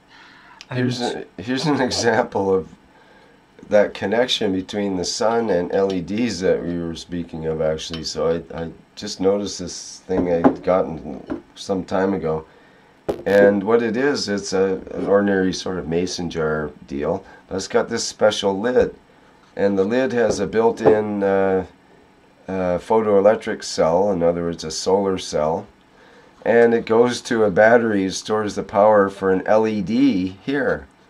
So it actually converts sunlight into LED power.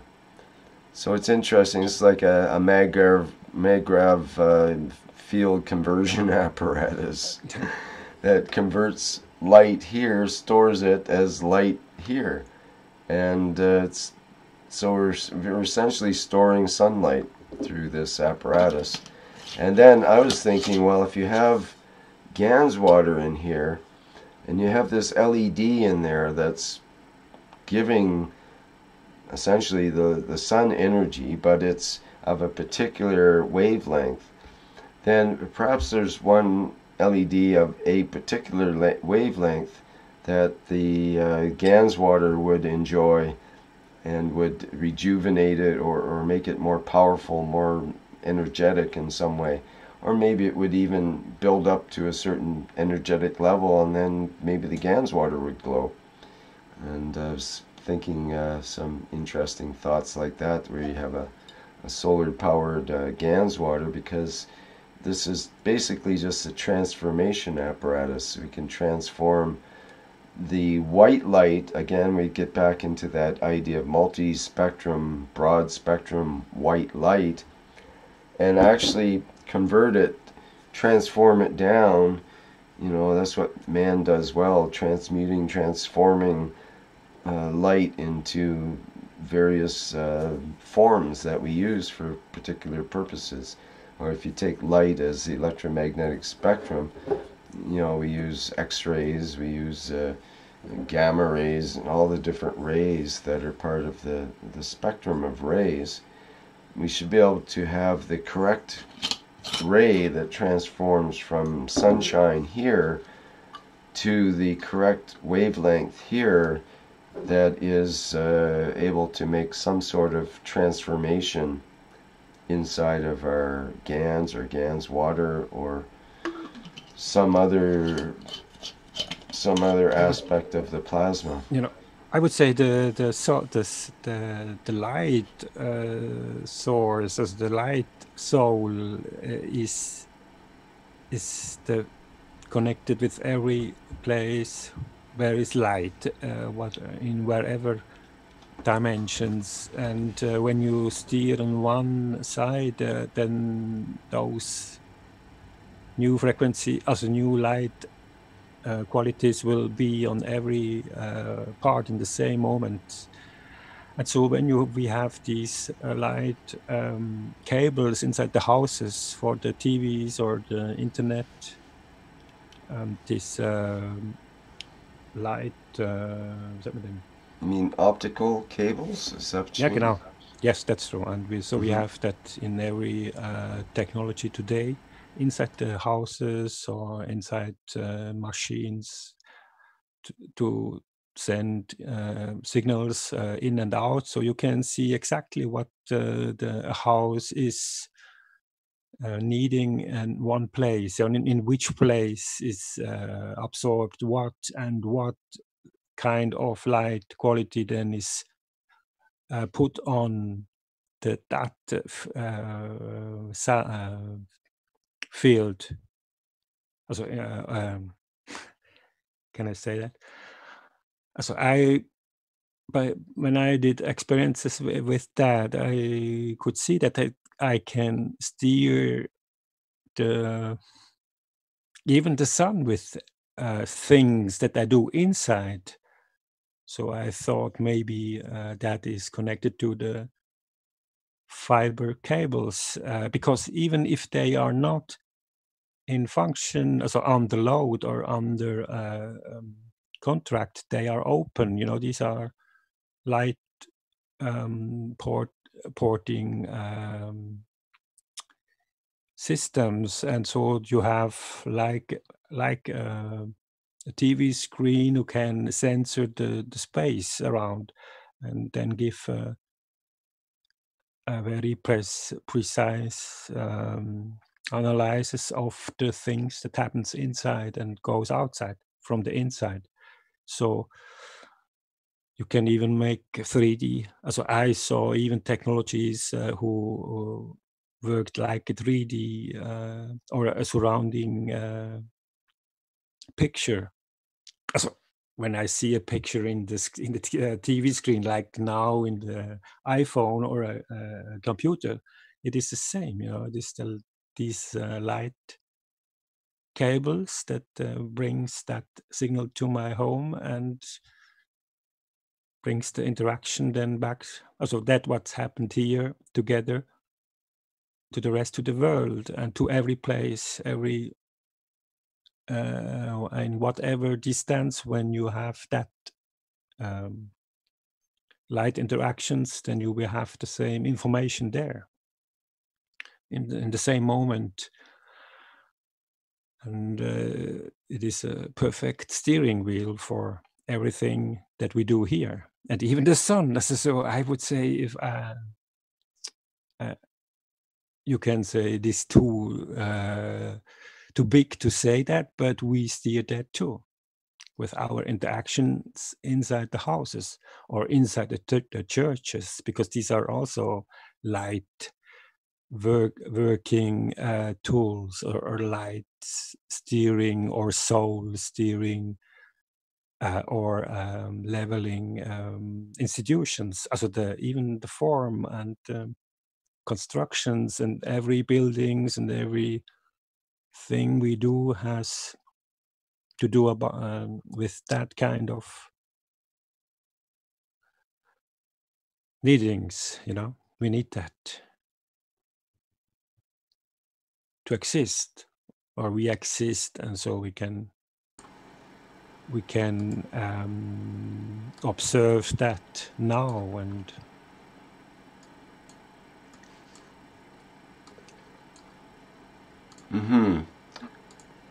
just wanted to we were talking about light and the various spectrums and that kind of thing, and so maybe I can kind of show that here. Just wanted to lay this out properly. Let me get this set up. There we go.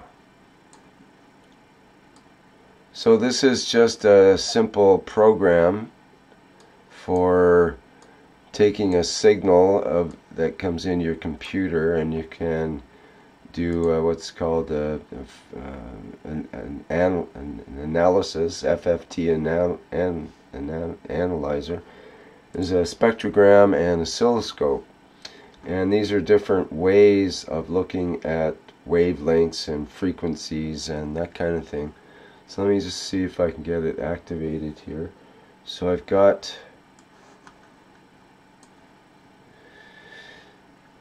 my sensor that we had earlier. It's just sitting here, and I've got that rigged up, and let's see if I can get a sound picture from that. I'll start these programs here. It's running off my I don't know if you can see my video properly, but on that sensor that we had before, you can see when or you might not be able to see, you can see a live stream, but oh, I see it. Okay, if I squeeze the sensor, it changes the signal, for example, that we see on the screen. And so okay, just the tapping, for example, you can see, especially on that bottom left screen, the spectrogram. If I just lightly tap the sensor on the table, you get that sort of thing. So what's interesting is if I was to move the sensor along the table, there's a couple of little knife marks and nicks and so on in the table. If I was to move that along the table,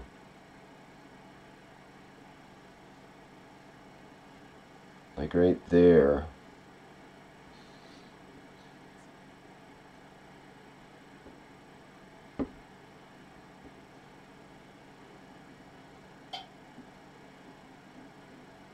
there, you can actually see the texture of the table from the sound of this moving along. And when it hits a little crack or crevice in the table, it produces a line in that bottom left screen there. So you can almost use it as a texture detector. There, that's my hand. Let's do you could use it to detect what do you call it? Fingerprints, probably, and so on. But anyway, if we look at the actual upper left FFT analyzer, that gives us, you can see on the bottom scale, it's the frequency, and you have different peaks. The left-hand scale is the magnitude, just so the peaks are how strong it is in certain frequencies. And you can see especially the 50 or actually 60 hertz, there's a very large peak. That first peak there, you can see it's highlighted a bit there now. And the other peaks we see are basically the harmonics of that. There's one at 120, which is double 60. There's another one at 180, which is 3 times 60, and so on. As it goes down. All of these are, Mario knows very well about the harmonics and the octave, basically, the doubling of the, but not just doubling, but in thirds and fifths and so on of the original pulse. The original would be at the 60 hertz here, though, which is common. Our bodies are basically resonating at 60 hertz from all these 60 hertz mechanisms and devices we have around us all the time. That field is happening through everything that's plugged into our outlets and so on. It might be 50 hertz in some places. I think in Europe it's 50 hertz. North America is 60 hertz and so on. So it's interesting, we have these signals, and you know, just by, like, for example, putting my hand around this changes the signal so much. And you look at that bottom left apparatus. Here's where I have two hands, one grounding it at the same time as one on it. Here's with it just grounded, it's a clear signal, there's virtually nothing there in the bottom left thing. But if I put my hand around it and get the actual okay, now there's an example of I'm holding the wire, and so that's sort of a baseline reading of the apparatus there now. I'm wondering if my voice makes a difference. Hello! Ooh. Not really. Ooh. I don't. Well, maybe it's changing somewhere else, but ooh, it's not really picking up the vibration of my voice like a microphone would. But if I put my hand around it, all of a sudden you've got all this information. It's providing, if you look at the bottom left screen here, let's bring it up, I'll make it bigger so that we can look at that individually for a bit here. On the left hand scale is the frequency, running up to as high as 22.1 thousand hertz. 22, that's 22,000 cycles per second. And it goes down in the bottom part 2.2 or 2.2 thousand or 2200 basically hertz. So the bottom, even that 60 cycle hum is just a line. That's that strong line on the bottom is our 60 cycle hum.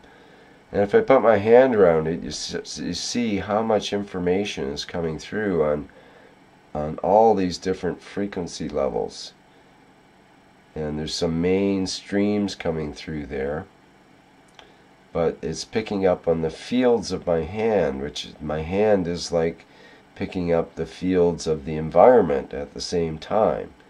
So this detector is now super sensitive. Through me, the detector becomes a more sensitive detector, because otherwise all we get would be this, and there's not much information on that screen, let's say, in a way that you might be able to pick up certain things better. But when I put my hand around it, all of a sudden you've got so many things to work with there, so many things to examine. Now, if I was to put my hand around it and at the same time get close to, well, first of all, let me try, I'm going to turn off, because the plasma ball's been on during this time. It may have been interrupting with our signal. I believe it has, actually. Okay, there's the signal with me holding it up. And here it is with me putting my hand around it. Okay, look at the signal now. Way less noise on the picture there compared to. Are you still getting the 60 hertz, Rick? I'm thinking 60 yeah, hertz.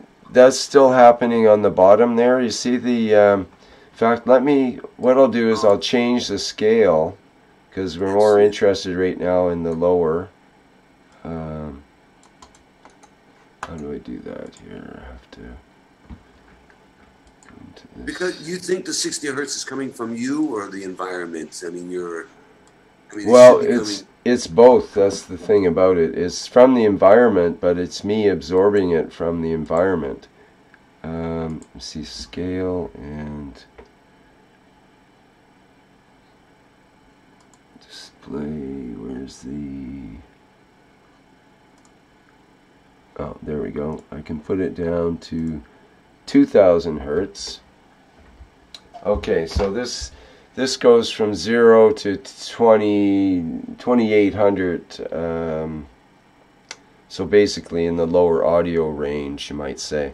Now we can see a very definite line. See that intense line on the bottom, that green line? That'll be your 60 cycle hum, basically. Actually, it's picking up on my voice right now. See that? Picking up on my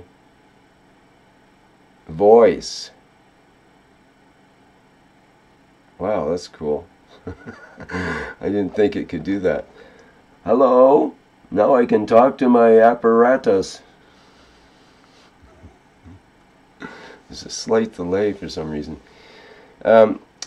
Anyways, you can see, if I stop talking, you can see the line, the intense line just above the 0 there.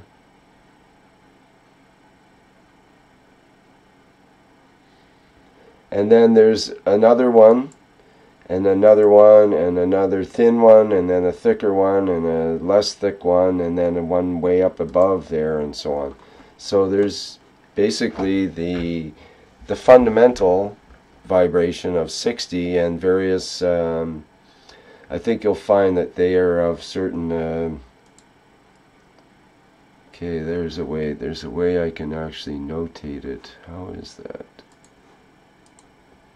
Oops, I shouldn't have done that.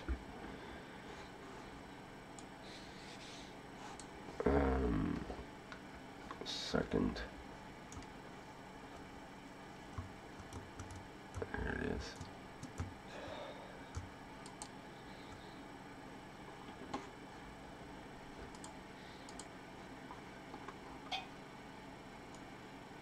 What happened to my... Something messed up on the spectrogram here.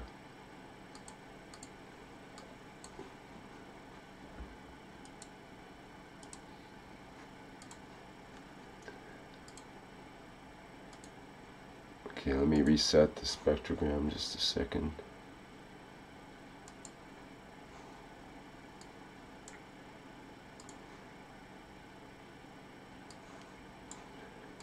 Okay, so back to this again.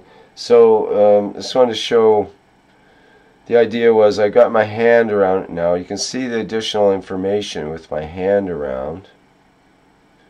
So we could, there's, you know, essentially pulses are happening. You can see at the top there, that's at the higher frequency. And there's stuff at the low frequency. If I take my hand off, then there is some basic information, especially at the high end there. And also at the low end from, like we were saying before, from the 60 hertz. And if we were to look at that again, if I change the scale, then you can see that 60 cycle hertz coming through on the bottom, and its harmonics, its octaves and harmonics there. So again, if I put my hand around it, see how it amplifies the 60 cycle frequencies? Again, there's without my hand, and there's with my hand. See how it brings out every one of the harmonics then?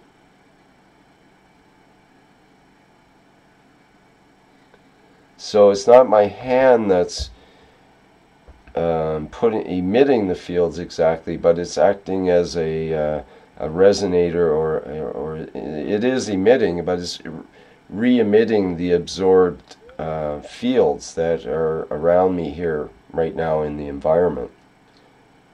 And that could be you know, even from, let me try, I'll put my hand around this, and I'll take my other hand and put it up against the light here, and let's see if that makes a difference.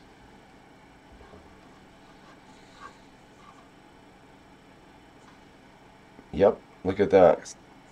The light is the steering wheel. See the difference? This is in my other hand around a light bulb. Of course, this is one of those funny LED type light bulbs. It's got an electrical circuit in it. I think I've got a different bulb here. No, it's one of the funny bulbs too, and it will have a similar whoa, boy, look at the huge pulse that comes out when I put my fingers on that bulb initially. Whoa. I don't know whether these newfangled light bulbs are the correct way to go. You see, here's a different one here. See what it does. Nowhere near, this is a different kind of bulb. It's got, when I touch it in close, it puts out lots of interesting fields. I don't have a normal bulb here, I don't think, to test readily. But okay, so we have sort of a baseline there now. I'm holding on to it. Now I'm going to turn on, I'll turn on the, I'm just going to arrange my screen so that people in the live stream can see both the things at the same time here. Okay, I think that'll work so we can get both. And if I make this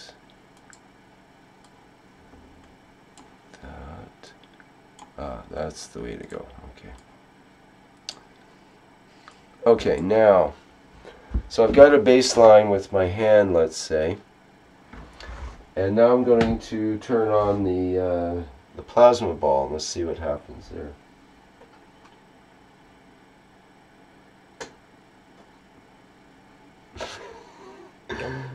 Yeah, hello. Okay, so let me move this chair. Okay. I thought there would be more interference right now. We don't see that much. I think if I change the scale we would, but I'll try that in a moment. I'm going to put my hand close to the plasma ball now.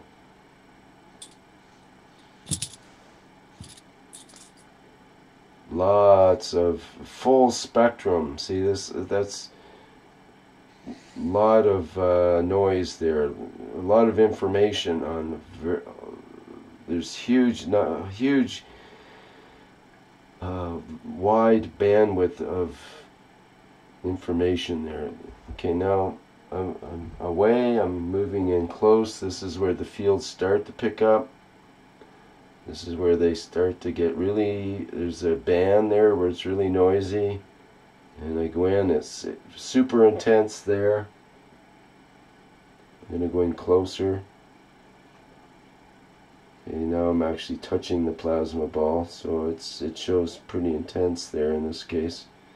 Whereas the audio that we got didn't really pick up on that so much.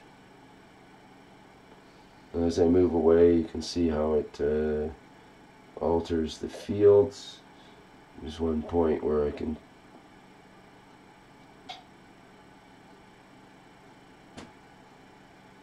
see, it's interesting. There's always those gaps. Yes, the gaps. I was just going to say that, Mario, exactly. And you know, I'm sure this is correct, but of course it's my understanding of it. But these fields are actually spherical. We see a waveform on the scope, or we see these flat lines, but they're really layers of a field, of a sphere. Sphere inside a sphere inside a sphere. Right? So. Yep. And those gaps are actually, maybe that's what we should be looking at in a way, in the same way that it's the gaps in the nano layers that are the important parts. That's what carries the plasma. That's what. Yeah, it's the rests, not the notes. Yes, exactly, Mario. That's what is interesting. The interesting part.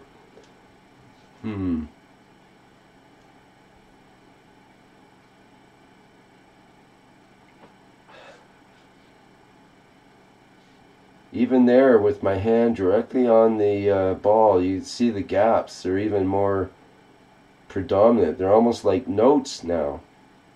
So maybe we should be playing the gaps rather than the main fare, so to speak. Now, there's something interesting here that I noticed the other day, and I want to see if I can bring it up. Let's see if that happened again here. Because what happens is, look at the signal on the right upper screen there. We have sort of your basic sort of sine wave kind of thing, right? A sine up and down, alternating sort of signal. Now, if I move my hand in close to the plasma ball, watch what happens. The signal gets kind of erratic, and then it goes almost to zero at this point. And then it flips over into this mode, which is a completely different signal. And when that happens, notice on the left hand screen with all the green on it, we've lost the 60 cycle hum. It comes back when I back off again. You see it at the very bottom there now of on the left hand screen, the blue one, with the green line on the bottom. That's our 60 cycle hum, right? 60 cycle baseline. Yeah, can you tell what it goes to? Well, what? Yeah. What is that? I can show it on the other. Let me just show it again. What happens? See, it disappears when I put my hand in. Basically, this plasma ball has canceled that 60 cycle hum, or transformed it into what I believe is 120, which is double. Oh. And I think if we look at this screen, we should be able to see that happening. This is what Mr. Keshe was talking about flipping the polarity, the changing from magnetical to gravitational, the way to. Well, that could very well be. That's what I'm thinking here. So, okay, so again, just so you know, people know at home, that blue line on our FFT analyzer that we see here is at the 60, the frequency in this case is across the bottom. So at 60 you have a blue line going up, and you can see what a major peak it is. And you see the next peak, there's a peak at 120, but it's actually very small and it's canceled out. But the 180 is very high. So in this case, instead of the doubling of the harmonic, it's in thirds. Be thirds, right? That's the third harmonic, right? That's the third harmonic. That's okay. E. Well, I mean, if this is a B, I think it would be an F sharp. I think this is a B. And there's another one at 300, exactly 300, which is 5 times 60, which would be the fifth, the right? Third. That's the fifth, right? Well, it's funny. The one that's the fifth times 5 is the one we call the third. So if this was an A, yes, the way the ratios. This is why I don't trust music, because all those ratios. But the first harmonic is beyond, and so on. Would be double. If it's times 3, it's the note we call the fifth higher. So it would be, if it's an A, that would be, an A would be the next octave. The next one would be the fifth. And that next one would be an E. Several octaves higher. It's 5 to 4 ratio, actually. That's where I get all freaked out. And I can see it on this chart. It makes total sense to me. But to start talking about in terms of letters and everything is like, I lose it. The same as I lose it looking at a keyboard and going, why is it QWERTY?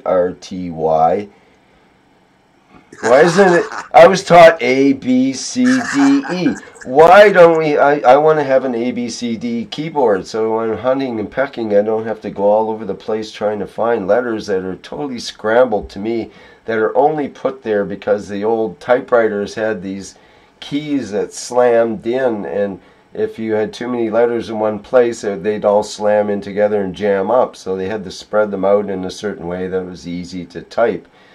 But it has no rationale other than it was for the old typewriters.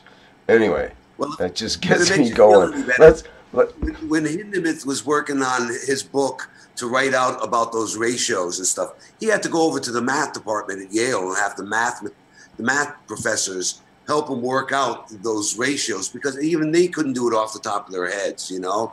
Right. It's really complicated. There's Yep. a simpler way of doing Well, it. that's but why it's just- something visual like this is so much nicer, because now we get to look at, okay, what happens when I move this sensor, or in this case, I'm going to grab it with my hand, and you can see what my hand is absorbing. All of a sudden, if I be quiet here, maybe it'll be better.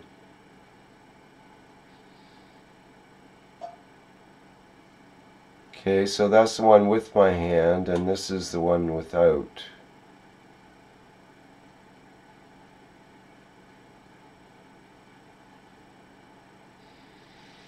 So the amplitudes are changing, though. That's what makes it hard. I wonder if I can lock the amplitude scale. Just briefly check here. Interesting that you have that basic, what we call the fundamental, is that peak at 60 hertz. But there's a sliding to it, isn't there? From a higher note, or is that just a part of the line function of the graph? Well, it's moving up and down because the scale is no, I mean changing. there's a sliding from the left side of the screen, sliding downwards, and then you have that peak there, right? So what is that? Is that a note, or is that just a function of the graph it has to connect, or something like that?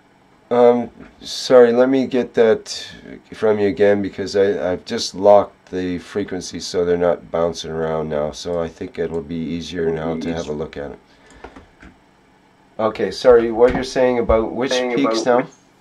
Well, you have a continuous line from the left side of the screen to the right side of the screen. Mm-hmm. Right? It's one line. Mm-hmm. So is that necessary for the graph, or is there an actual note from the left side? You see that line going, and then it peaks. Peak should be the fundamental. But is that a note? Well, there's definitely everything on that line. Like you can see, the line actually goes up toward the left. So as it goes into the really low frequencies down to 1, 2, and 3 hertz, it's actually increasing in amplitude. So there's a lot of low frequency sounds that it's picking up on. So every little blip or every alteration on this graph is some sort of real, called a note, but a frequency that's being processed. And of course the program takes its analysis every so often. It chops up the signal into a certain frequency of sampling. So according to its sample rate will be how accurate it is in certain frequencies and so on. But I just note when I put my hand around it, you can see how some of the things are changed. For example, that 120 becomes more pronounced now. You see the next peak beside the 60 cycle basic one. Now it has a bit of a peak to it. If I take my hand off, we let it settle out here, it doesn't quite go away, but it's quite a bit smaller. So I'm just noting that. And now let me try moving my hand toward the plasma ball.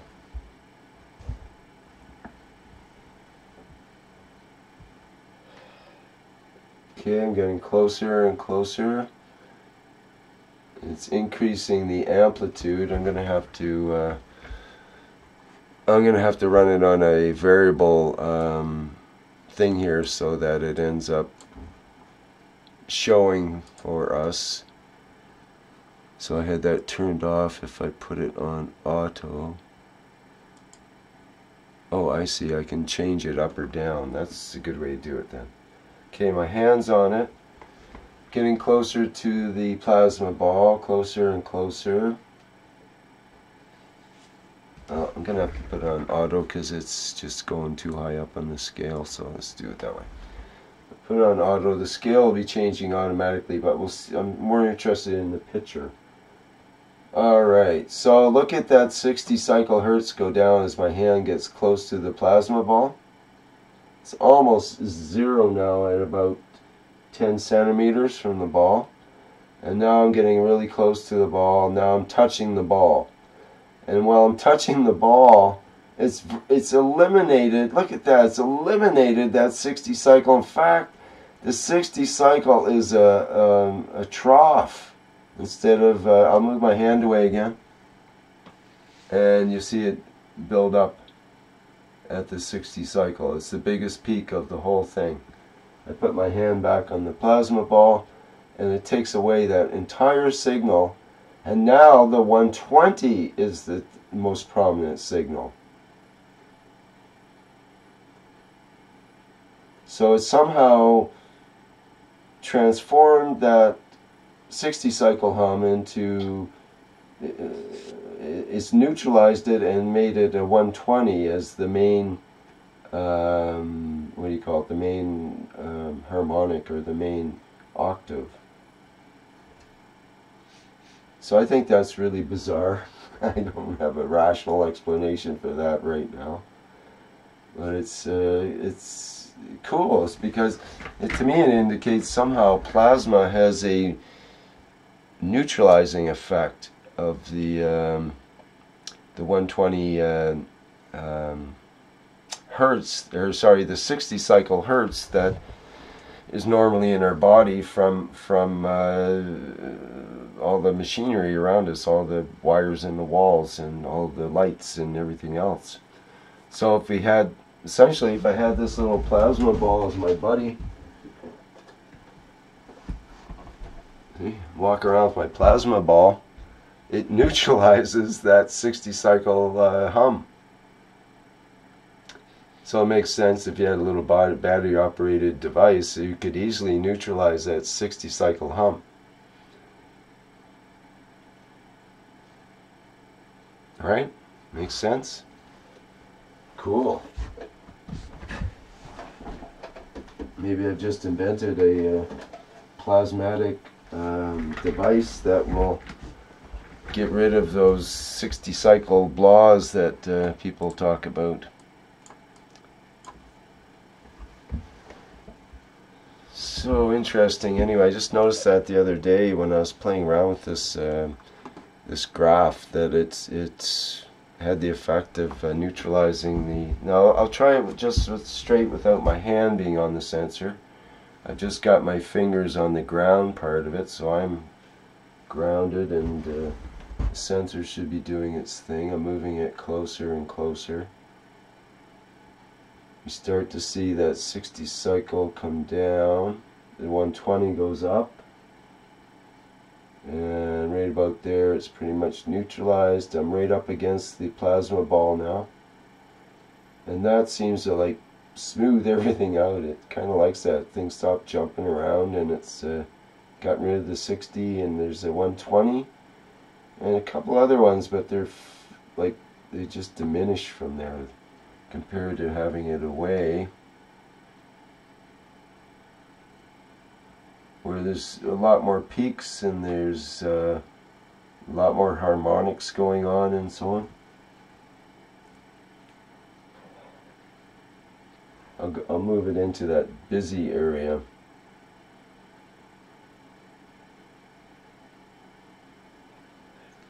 It increases the amplitude of all of the wave, but it also, at a certain point, it's bye-bye to that 60 cycle hum, and it totally disappears and all smooths out that whole first part of the wave. Interesting. Okay, so anything else that anyone wants me to show with this apparatus?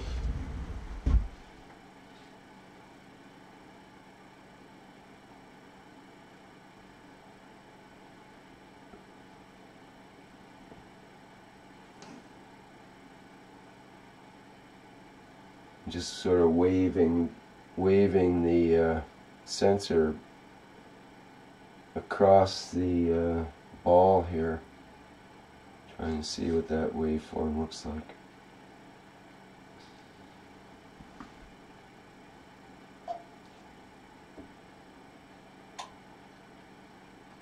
Touching it pretty much overloads the whole thing. Well, interesting anyways.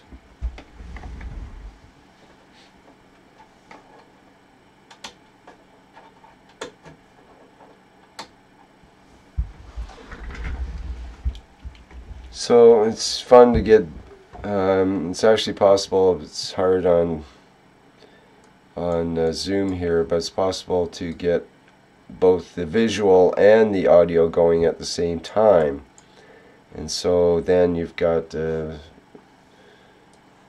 interesting sensor that can be sort of played with to come up with different ways of seeing and sensing. Oh, I wanted to put on the frequency back up to 22,000 here and have a look at that spectrogram again, because as you can see, it's actually the high end from about 18,000 up to 22,000 that becomes predominant when my hand's on it. So again, take my hand off, put my hand on. You can see a whole upper area becomes amplified. And if I was to turn on the plasma ball, put it close to it, let's see what, first of all, that's just turning on the plasma ball. It introduces more spectrum. You see as I get closer, and over a meter away now, it starts to introduce, you see that whole secondary line from, what is it, 9,000 to 13,000. Then if I move in closer, things become more amplified.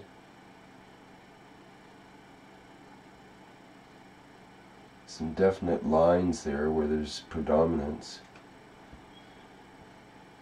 And as I get closer and closer, there's a lot of stuff coming through.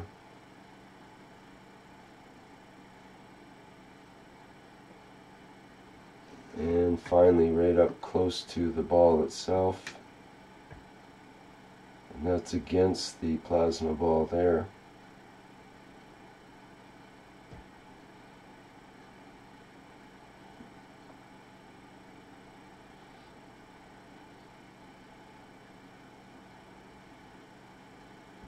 And as I fade back,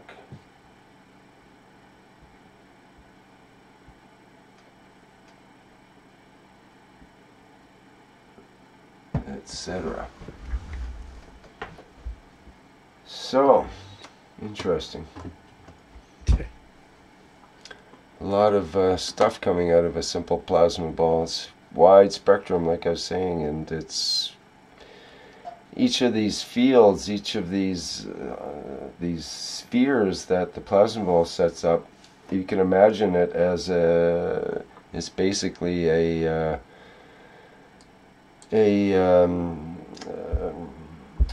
emitting antenna. Essentially, these balls, any sphere has a certain resonant frequency, for example. It's going to be an antenna of a certain kind just because of its shape and size. So you can imagine this plasma ball is actually emitting these fields out, sending signals or some sort of information, and actually not sending, but more importantly, it acts as a plasmatic antenna. And this is a new idea in last decade or so, I think. Perhaps before that, in some of the research that various entities have done. But essentially, you create a plasma field, a plasmatic entity, and that becomes your antenna. So they can do that now. They set up a series of some sort of emitters that end up creating a plasma, and that plasma becomes your actual antenna. So you can set up an antenna anywhere by creating this plasmatic field, and that's essentially what this plasma ball is doing. It's creating it creates a plasma field, a plasmatic field, which by definition has its own spectrum of emissions.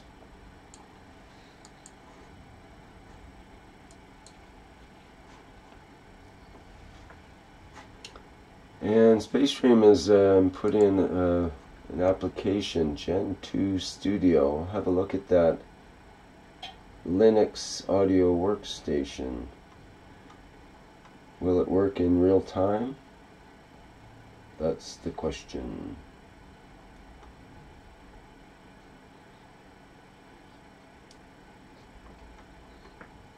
I'll have a look at that and see if it might be useful. So I'm looking for other options, especially for people with PC systems. But it has to work in real time is the thing in order to properly transform the sound in real time. Okay, I'll have a look at that later. Okay, any other questions or comments about this stuff that I brought up here?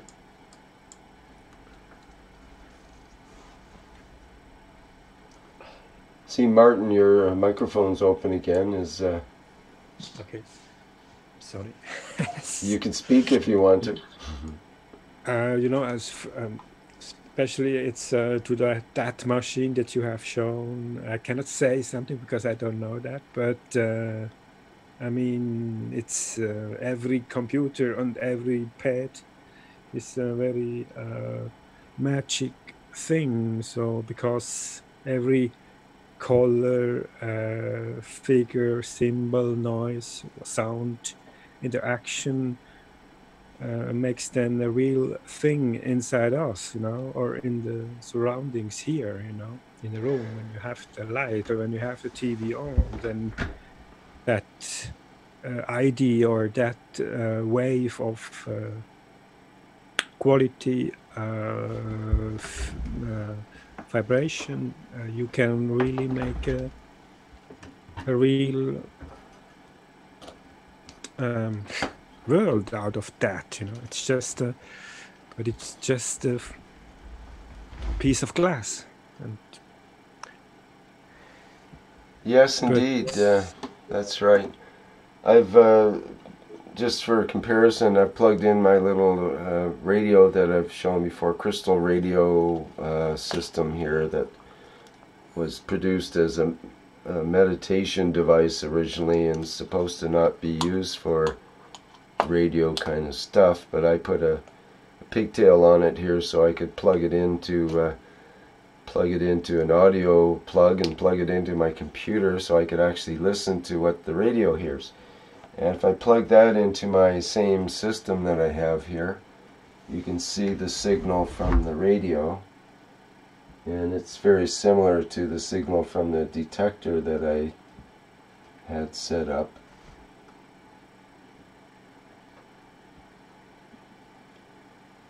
Similar but sort of different spread. It's also very heavy on that lower end. I wanted to have a look at the I'll change the frequency the frequency spread to get that. Yeah, it picks up on that 60 cycle hum even more so with this radio because it's designed to pick up on low end frequencies. This is actually tuned to the Schumann Earth harmonic, this radio, to the harmonics of the Schumann frequency, which is different than most crystal radios, which are tuned to a radio frequency. So we see lots of amplification of those signals here. And I don't see that baseline going away in this case. It seems to stay there. See that the 60 cycle hum is not going away. Huh, interesting. So it's not, it doesn't seem to be altering that particular circuit. We look at it again in the other way we have of showing it. Bring the radio in closer, closer and closer, and you see the 60 cycle hum stays there. There's no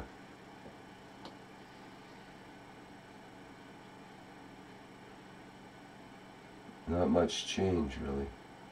Interesting.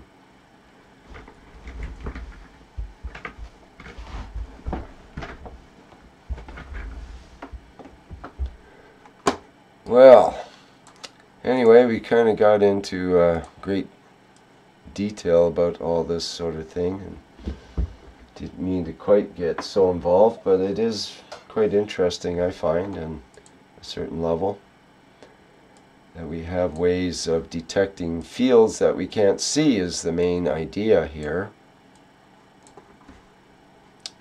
And it can be even fun to do. And steer even and also steering. We have tools to steer those fields, you know, with those glass miracles or those glass pads or whatever. You can make a lot of things. It's true.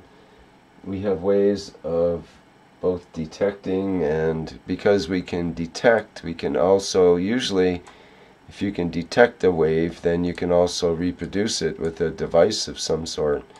So if we can find ways to detect some of the subtle fields coming off of our devices or Ganses and so on, perhaps we can find ways of altering those and increasing them to the point where they have significant field interactions.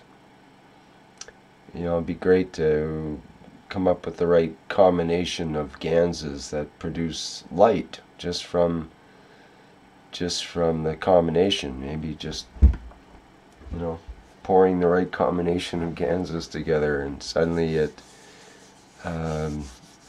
turns into a nice light that's everlasting. That would be cool. And it may be through some sort of software like this that we get indications, because sometimes you get, I was surprised to have this 160 cycle hum totally go away and be inverted into 120 or whatever it does.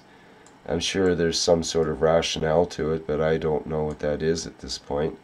So it's kind of delightful just to find something like that, and I wouldn't have found it unless I had the visual representation to be able to go off of. So, and I may not have looked into the visual one if I hadn't had the audio one to trigger me to think, you know, what does this waveform look like that I'm listening to? And so on. So you can interact. It's the great thing about it, it's live in real time. And well, not quite, because there's a bit of lag due to our ears and eyes, and the light takes time to travel, and the interactions of the computer take time to calculate, but it's still within milliseconds, which is still a long ways removed from instant communication and having a instantly feeling of the fields. But it's still very close. It can be a approximation of that instant feeling of the fields, and maybe can give us an idea where to poke at in order to get more results. So in my case, I use the pads or the the phones to steer my corners of the house, you know. So I have like balls or whatever, or colored papers, and then I have to pad on that place or on a card when I want to steer some weather movements in a special place.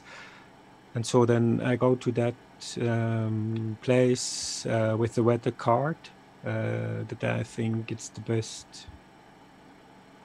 for that region, and then I steer with the pad or the handy, so I can show my wish for the wind direction. So you can use those, or I use those technical systems for steering things outside, you know, the sun and the weather. Yeah, that was part of the radionics, I believe it's called, and work of what's his name?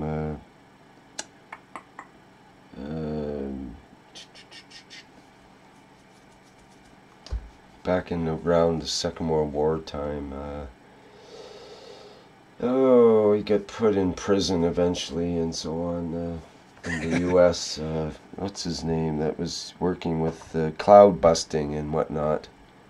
No, it's not that. It's not just, you know, the tools, but these light emitting systems like we have now. You know,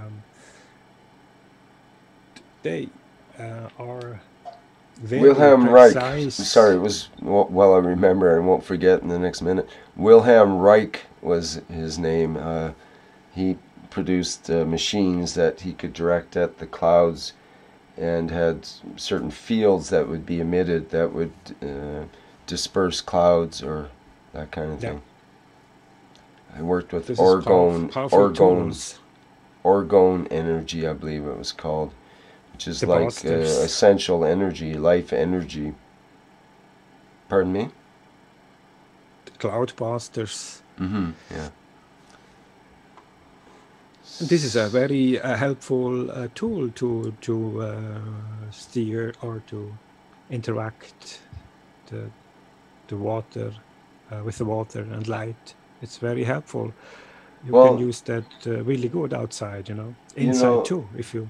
It's true, and these devices and this system I've set up here is essentially, especially when you're actually holding on to a test tube full of water and so on, and it's, you know, the detectors inside of water, that it's essentially detecting water. When we use our bodies as detectors, it's our body of fluids that make such a good detector. It's a perfect radio antenna, essentially. In fact, if you look at one of the newest antennas for the U.S. Navy, it's so simple and so beautiful of a design. Basically, you take a pump and you pump salt water from the ocean, and you make it go into a stream that streams out from your nozzle off the side of the ship, and that stream of salt water becomes your antenna. And you just simply connect a wire to that stream, and you can transmit and receive on that antenna according to the length of the arc of the water. And it's such a beautiful idea. And of course, you're in the ocean, there's lots of salt water, no shortage of antenna material. And you can then create any frequency antenna you wish to listen in on whatever it is you want to listen into. But it just illustrates how good salt water is as a receptor of the fields and transmitter of the fields. And we are basically bags of salt water. So, and maybe that's our true function, is to become receiver and emitters of fields. That's the beauty of being on this planet and being in the physicality as a soul. we get to experiment is, oh, what happens to this bag of salt water when we expose it to these fields? Oh, I see. Well, how about these fields? And what about when two of these bags of salt water interact with each other? The fields interact with each other. Oh, I see. All kinds of stuff happens, and so on. Where would we be without our bags of salt water?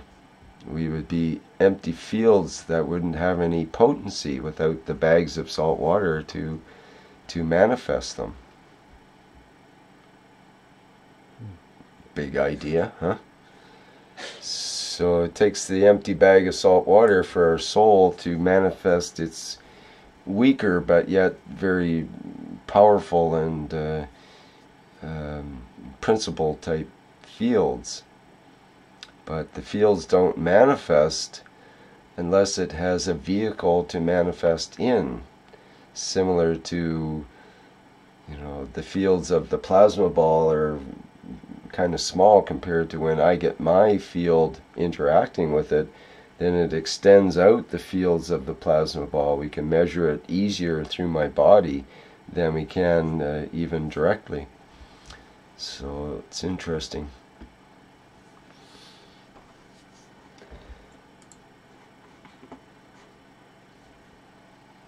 What else can I measure here while I'm measuring?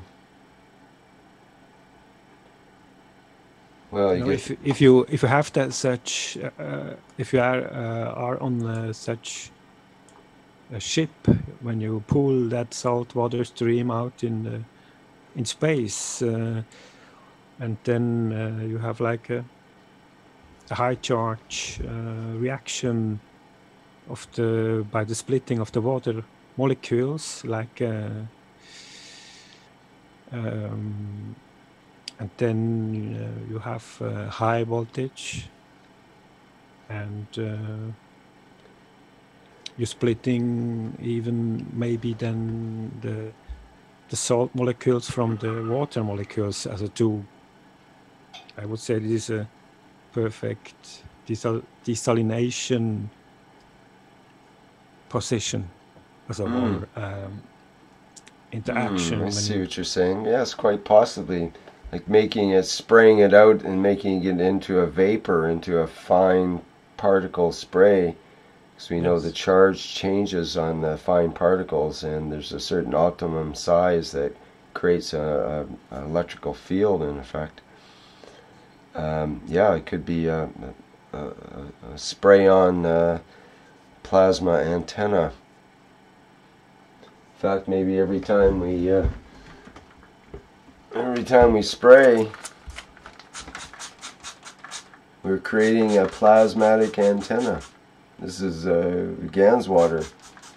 There's a plasmatic antenna there. I'm amplifying the fields of my body with it. This is one I put together just for fun. I don't know if it still works. I can't figure out where this... Is that your plasma gun? Oh, there it is. No, this is one of them. Yeah, this is. He's got a plasma ball there, rotating pretty good. And then when you spray it, the spray comes out through the plasma ball, and you get the double effect of the interaction of the Gans and the Gans ball plus the Gans spray coming out. Thought that's kind of cool. Besides, they're only like $3, so it's worthwhile for an experiment. $3 and some hot glue, and you're good to go. Can I make an observation here about this graph we're looking at? Yep. These ratios here will always be these ratios, no matter what you're looking at. And somehow these would be Fibonacci. This is golden ratio, and it's always the same. The only thing that will ever change is the amplitude. In other words, you saw the 60 drop in amplitude and the 120 go up, whatever. But there'll always be these ratios: the double, and then the ×3, and then the double again, and then so on. These ratios are always the same in every single plasma. always exactly the same, an onion or whatever. And every one of these lines represents a layer of the fields, which are Coulomb barriers. So there's a whole onion of Coulomb barriers that we're looking at. Exactly. Yeah. Well put, Mario. That's right. And that's what I realized too, working with this plasma ball. Like normally we think of the fields coming out like waves or something, and like being consistent. You think there should be a consistency to an emitter, that it just puts out, you know, waves, and they gradually dissipate according to a square law and all that kind of thing. But no, it goes out and then and then in the same way. If you look at the atom, you've got the layers of the electrons. The electrons only are in certain shells. You got a shell here, a shell here, a shell here, and the electrons jump from one shell to the other. They don't kind of hang out sort of in between. Oh, I think I'll maybe be here, maybe be there. No, it's I'm here, and then I'm here.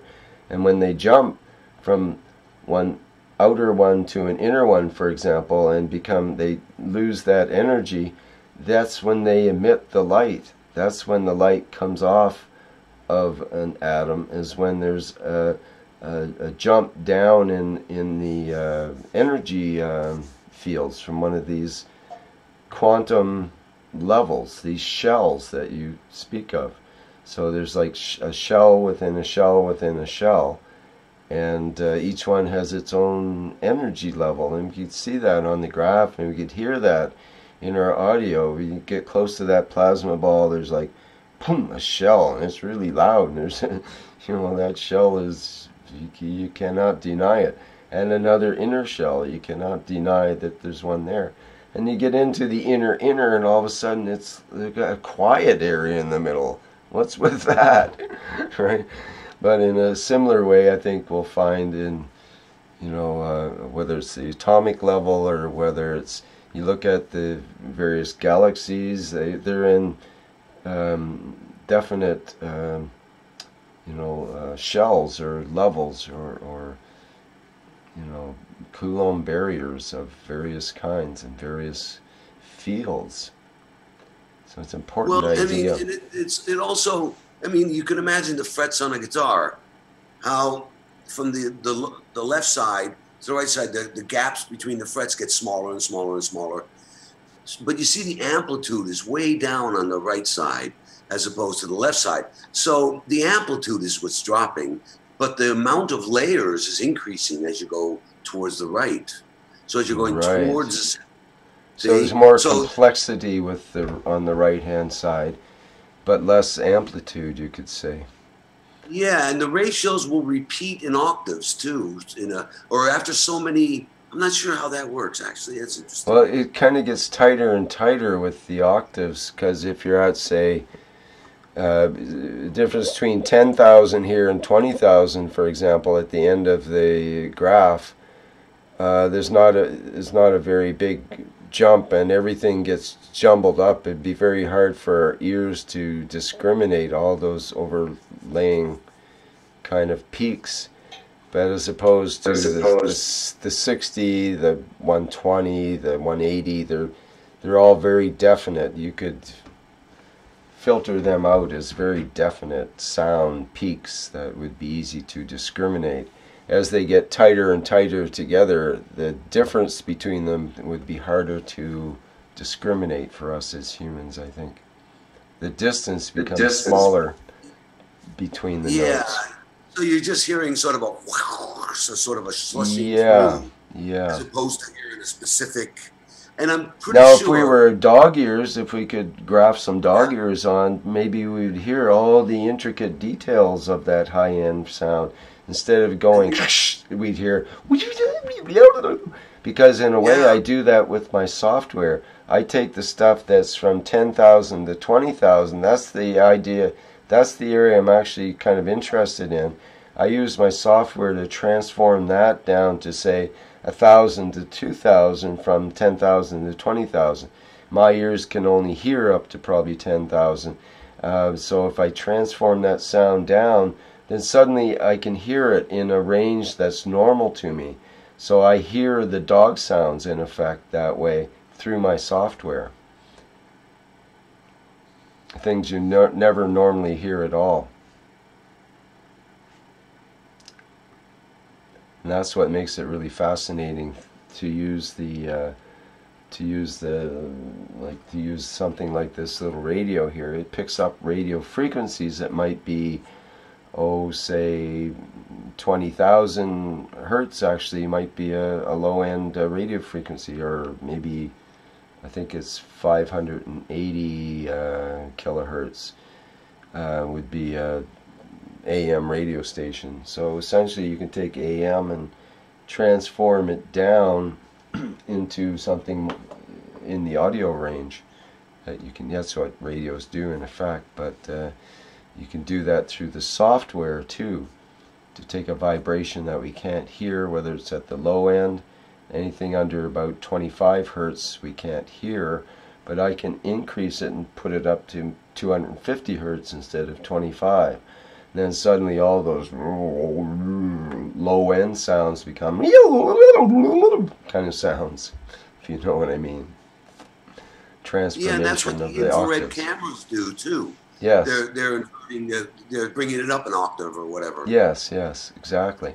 So by doing that, and that's one of the great things as humans, I think, that we're able to do, is we can transform ourselves to be able to see and hear and experience octaves below and above our normal range, which by artificial means. And that's what a microscope does, for example. Normally we can't see bacteria and viruses and, you know, parasites and that kind of thing, and we put them under a microscope and you go, oh my god, all of that was on my keyboard? I can't believe it. You know, I had this girl that's a barista at the local coffee shop, and she was telling me the other day, she's what do you call it, a molecular biochemist or whatever, taking her degree, and she was saying that they just did an experiment where they had some milk, and they just put the milk out for a few hours at room temperature, and they looked at it under the microscope before and after leaving it out for a few hours or whatever, and she was just like horrified at all these different, all this activity of these microbes inside the milk from the milk, you know, starting to enhance other life forms as it deteriorates and so on. Basically, it's what we call rotting or cheesing. Pardon me? Cheesing. Cheesing, yes, that's when it's controlled, it's cheesing, or when it's just rotting, then it's bacteria that you don't want getting in and creating havoc, basically, and making it poisonous to humans and whatnot. Sour milk is, there's two ways to do it. One is to make it into sour cream and have it as a beneficial thing, or the other way is just let the milk go sour and it'll be truly sour milk that can make you sick. So, yeah, it's interesting, anyways, that that aspect of things.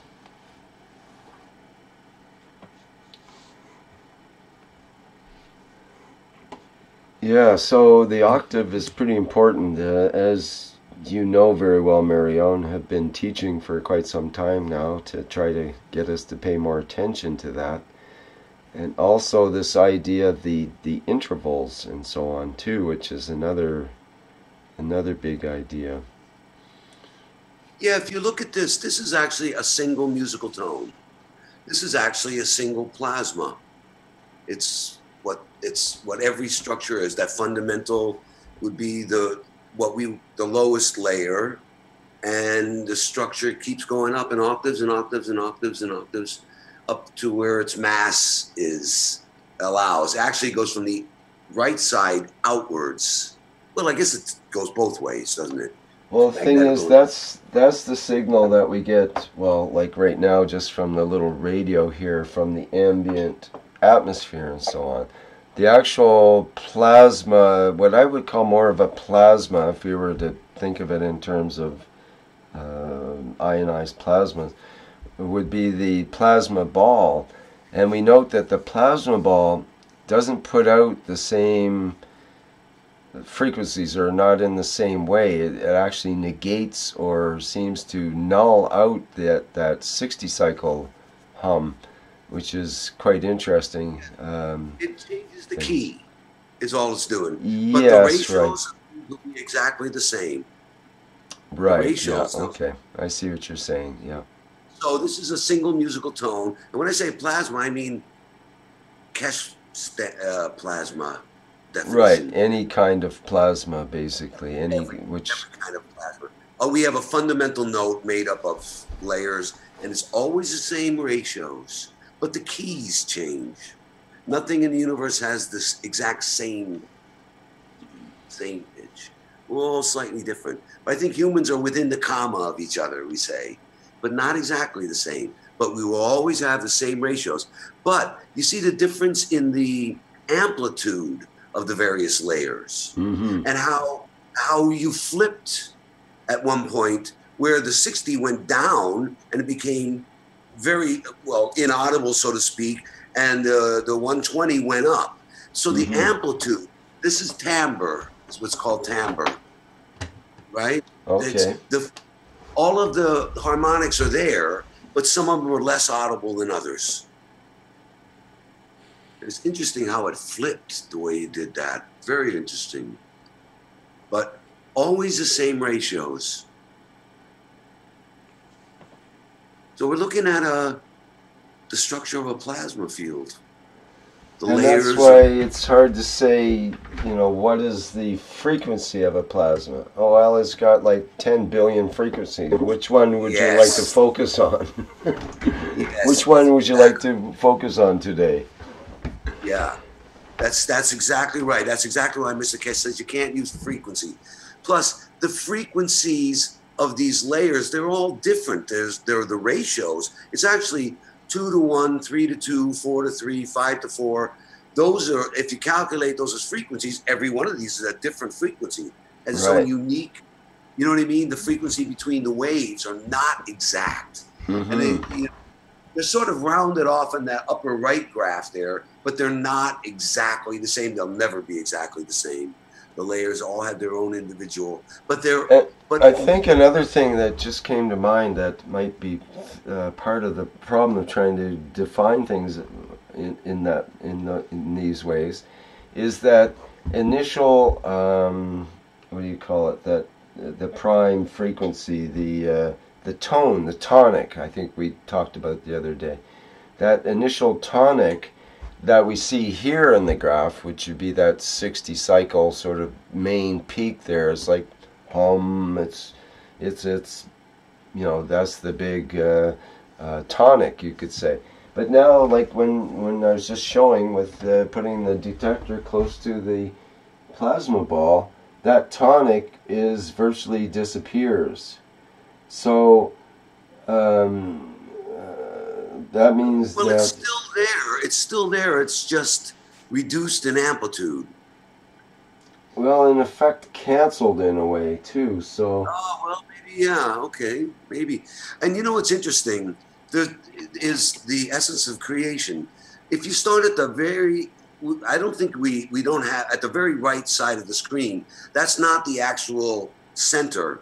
You have to probably keep going farther than that. But when you start, if you take the actual frequencies of the first layer to the second layer, which is too small to see on this scale, you get the difference of those. And so all of these layers are being built up by the difference of each of the layers that are spiraling up from the center. As soon as the second layer is formed, the difference of that equals another layer. And then the next layers and the layers, the layers. So the fundamental base, this last one at 60 hertz, is the difference between the difference of every one of these layers here, and then and those layers subtracted, and those layers subtracted, and those layers subtracted. That's why you have an onion of layers there, and that's ultimately the fundamental base, we call it, because it's the lowest hertz. So it's true that sometimes the fundamental basically gets lost by the overlapping of the other fields, because what we hear is like the remainder like normally when you play music, that fundamental gets, the other notes get laid on top, so we hear the other notes because it cancels that fundamental in a way. It takes away from the fundamental. Otherwise, that's all we would hear would be the fundamental. But yeah, it's sort of like when you take your finger and you put it over. Like if I pluck my A string on the guitar, you hear the lower A. But if I just touch my finger over the center part, very lightly, bing, I hear the next one. So in a way, you've canceled out the... Right, every time you hear something other than that initial A, means it's canceling out part of that initial A at least, if not the whole tone that we hear. Yeah, and I think it's really not canceling it. I think it's just reducing its amplitude so that it's no longer audible. You're sort of muting the A that's string. essentially that's what wave cancellation is. Like, that's what we see in this graph on the left is what's left over after all the waves have canceled. This is the net result. And it may be that 60 cycle might have one that goes down and one that goes up and two others that go up, and you add them all together, that's the net result is this line. Same as with the oscilloscope is a net result of its computations. There could be pluses and minuses that are not shown because what we're just seeing is the net result, which is the best our machinery can kind of do in the moment. But each of these spectrums is a different way of looking at that net result in a way too. Each of them has a way of analyzing in the moment what the waveform looks like or what the fields look like, essentially. Yeah, and this is where we get off in our perceptions. It looks like a wave on that right, or it looks like these, but it's really layers of an onion. It's really a spherical, so we we could tend to lose that and call it wave function and so on, or particles. These and you mentioned this in sound and music as well, that it's actually you're creating a sphere of music or spherical tones going out, and it's anytime we try to analyze it in terms of waveforms like we're looking at, we're really missing the visualization of what the wave actually looks like. We think we're seeing it, and we are on a two-dimensional sort of flat basis, but it actually has this not only three-dimensional but four-dimensional. It's moving in time and transforming in time as well. So, and not to mention the 5 and 6 and other dimensions adding into it, but just to look at it from the physicality point of view, and the way that works.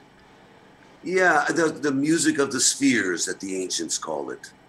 The music of everything's spherical, a sphere inside a sphere inside a sphere. And really, when you look at the upper right here, this waveform that's the beating of the heart. It looks like one single peak, but that's created because it's pulsing.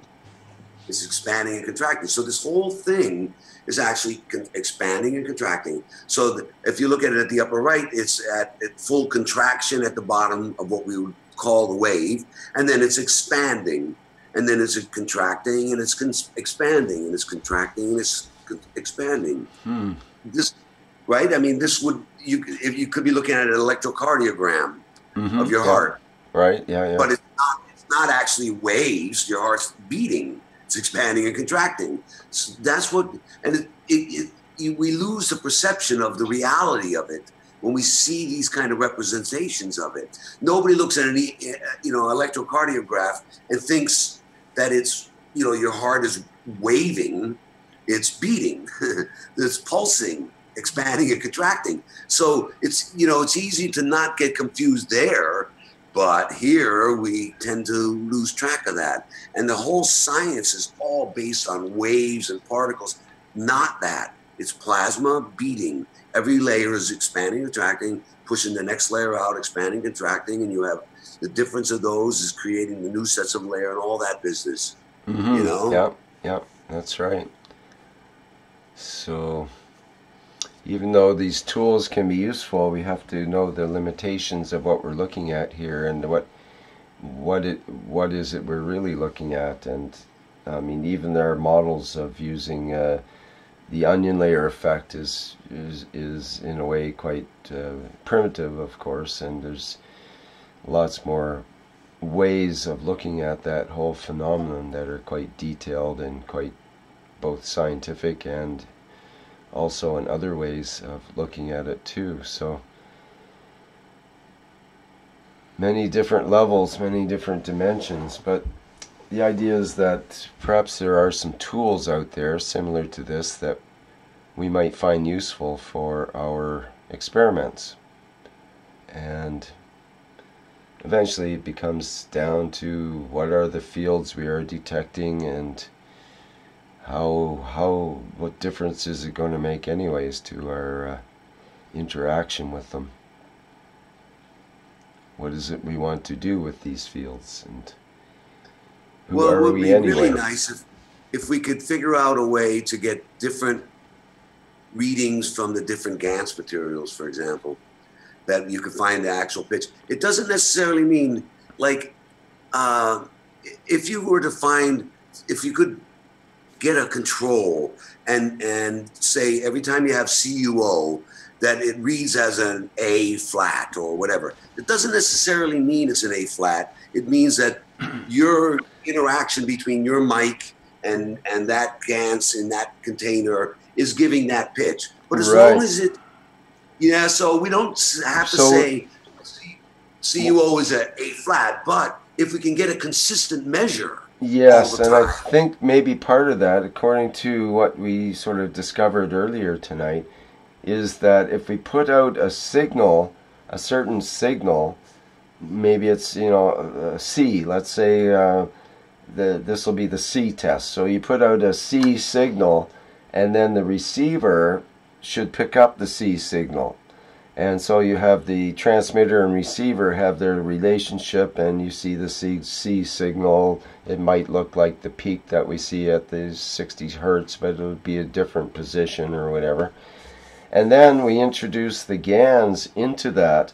The Gans, because it also is in water, it picks up the signal, and according to how much it absorbs and transmits, how much it gives and receives and gives and receives, it should show up in the graph. Certain Ganses should give or receive the signal that we put in.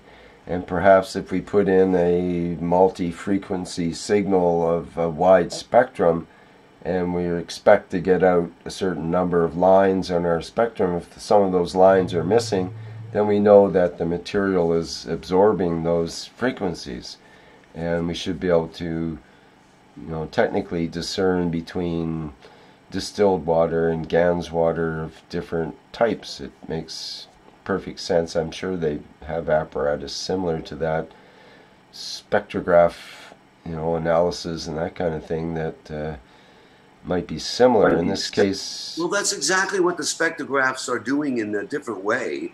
They're actually doing that and getting a structure that looks exactly like this in one way or another. Yeah. And certain of these harmonics are muted, so to speak. The amplitude is reduced. That's timbre. It's called timbre. That's what makes a piano sound different from a flute. So I guess the idea here is, do we put in a piano signal or a flute signal in order to get a response from the Ganses? What do they like in order to give the most response so that we can compare them easily? Because if they don't respond much, then there's not much to compare. But if they get really happy about that flute sound, and you know, all of a sudden all the responses here, all the peaks are going crazy because the Gans likes, it responds to that timbre, let's say. Well, I'm not sure that would matter very much, as long as whatever you're using to measure, you always use the same timbre. You can't so measure. That's what I mean. We'd have to find the correct timbre that works for our measurement and use that as the standard.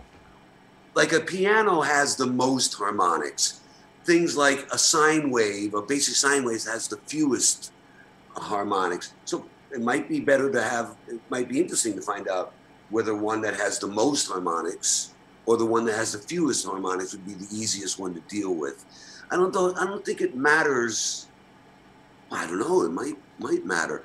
If something's amplitude is in tune, if there's no amplitude of, say, that third harmonic, that's third peak or whatever, then and a Gans has that, then it's not going to get an interaction because the wave you're putting out doesn't have that frequency, so it can't interact with it. See, if you see what I mean. So perhaps the one that has the most would be the one that I don't know, that's it. Or the one that has the least, I don't know, that's interesting. Depends on whether we're taking the transmittance of the Gans, what it's transmitting as a field, or what it's absorbing as a field. Yeah, that's right. That's exactly because, right. We know that, it's giving and taking. So what is it giving? What is it taking?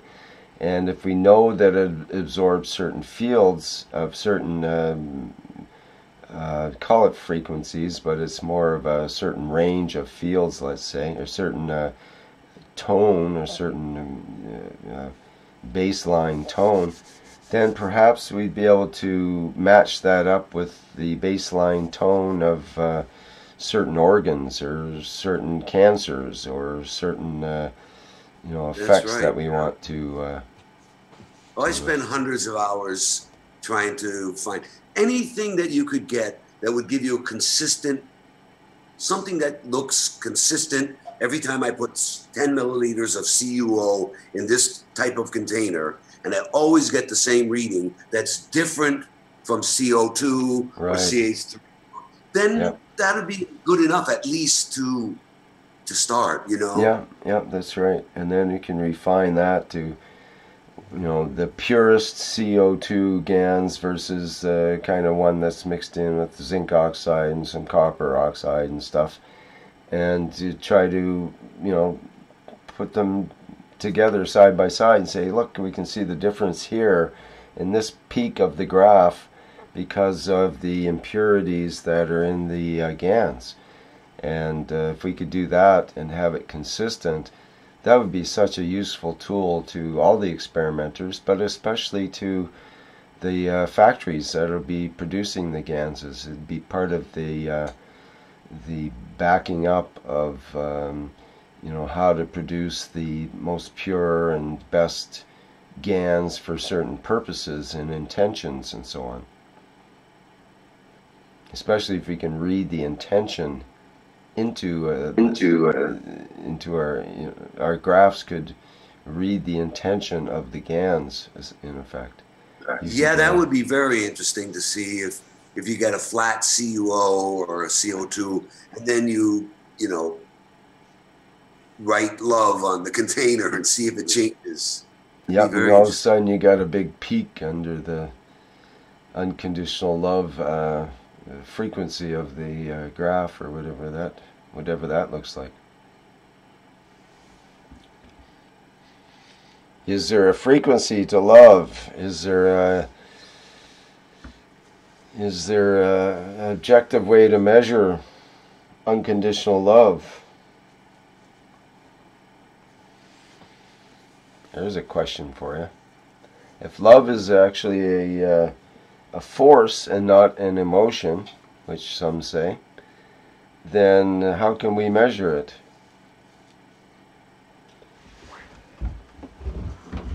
That's interesting. It might turn out what to do. Increase the amplitude? Is that what it would do? I don't know. Interesting. Yeah, that's a very powerful idea, actually. If we can measure it, then what if you could measure objective love coming from someone or something? That sounds like a dangerous device in the wrong hands. You don't love me. My device says you don't love me. But I do. I really do love you.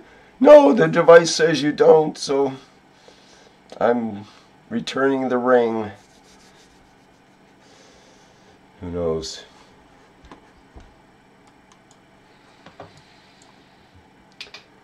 Okay, well, how are we doing here? We've managed to waste about 3.5 hours of your time so far. How do you like it so far? Before you use the ring back, make sure that your device has no malfunction. Yeah, I guess so, eh?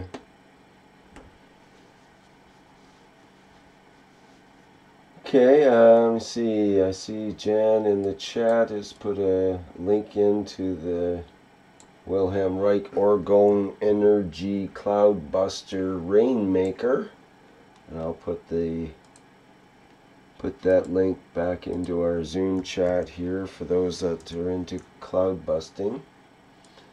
And maybe I'll put the other link from the audio software that was mentioned by Space Stream in the other chat live stream.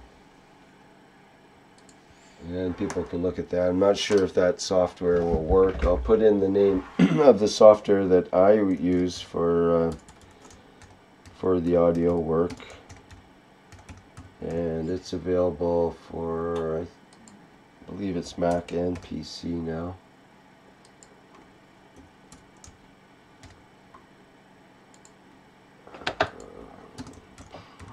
Oops.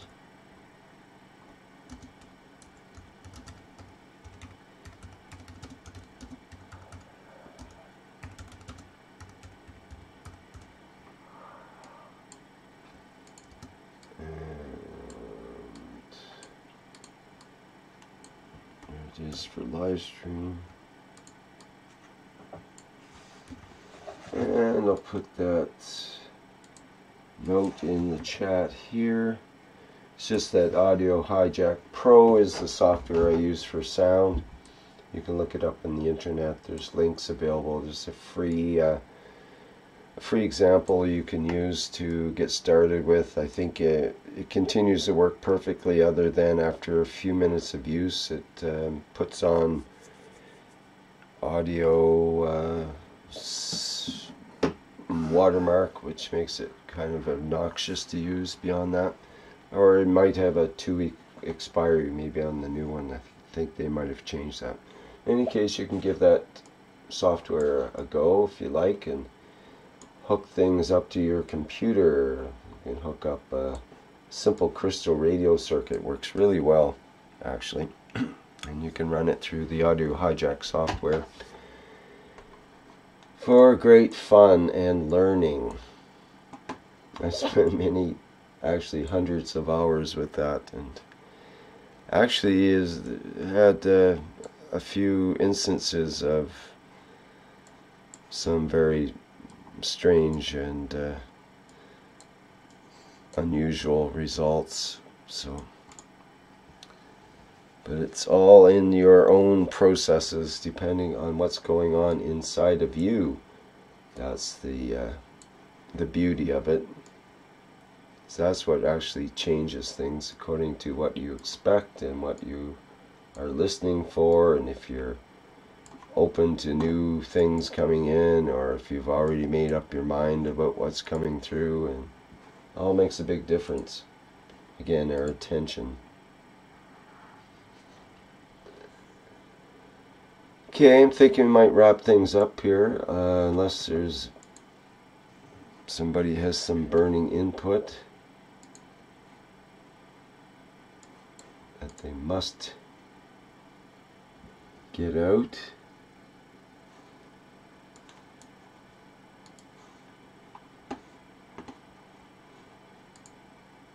Any other topics, ideas, questions, comments, or otherwise? Shall we wrap things up?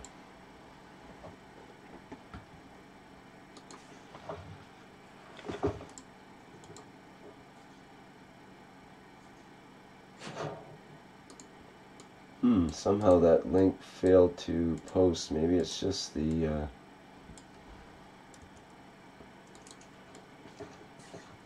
maybe it's the star marks in there. Let me just try that again. Here it goes.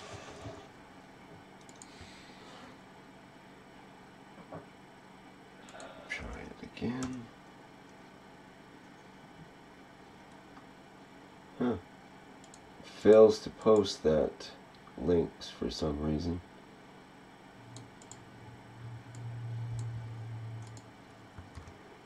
Let's try the link by itself.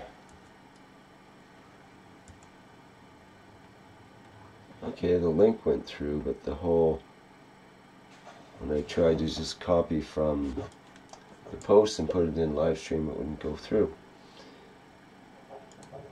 Alright, well, people can check it out. Now I will also check out that hint. Thank you for that.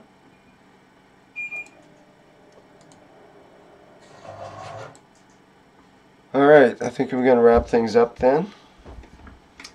Thank you everybody once again for being with me today as we went through some of this field-based detection apparatus. It's kind of fun. And maybe we'll do a little more on that. There's a couple of instances I'd like to show and explain about that as well another time. So this will be Rick out, Keshe Plasma Reactor Group for Wednesday, which is now Wednesday, March 14th, 2018.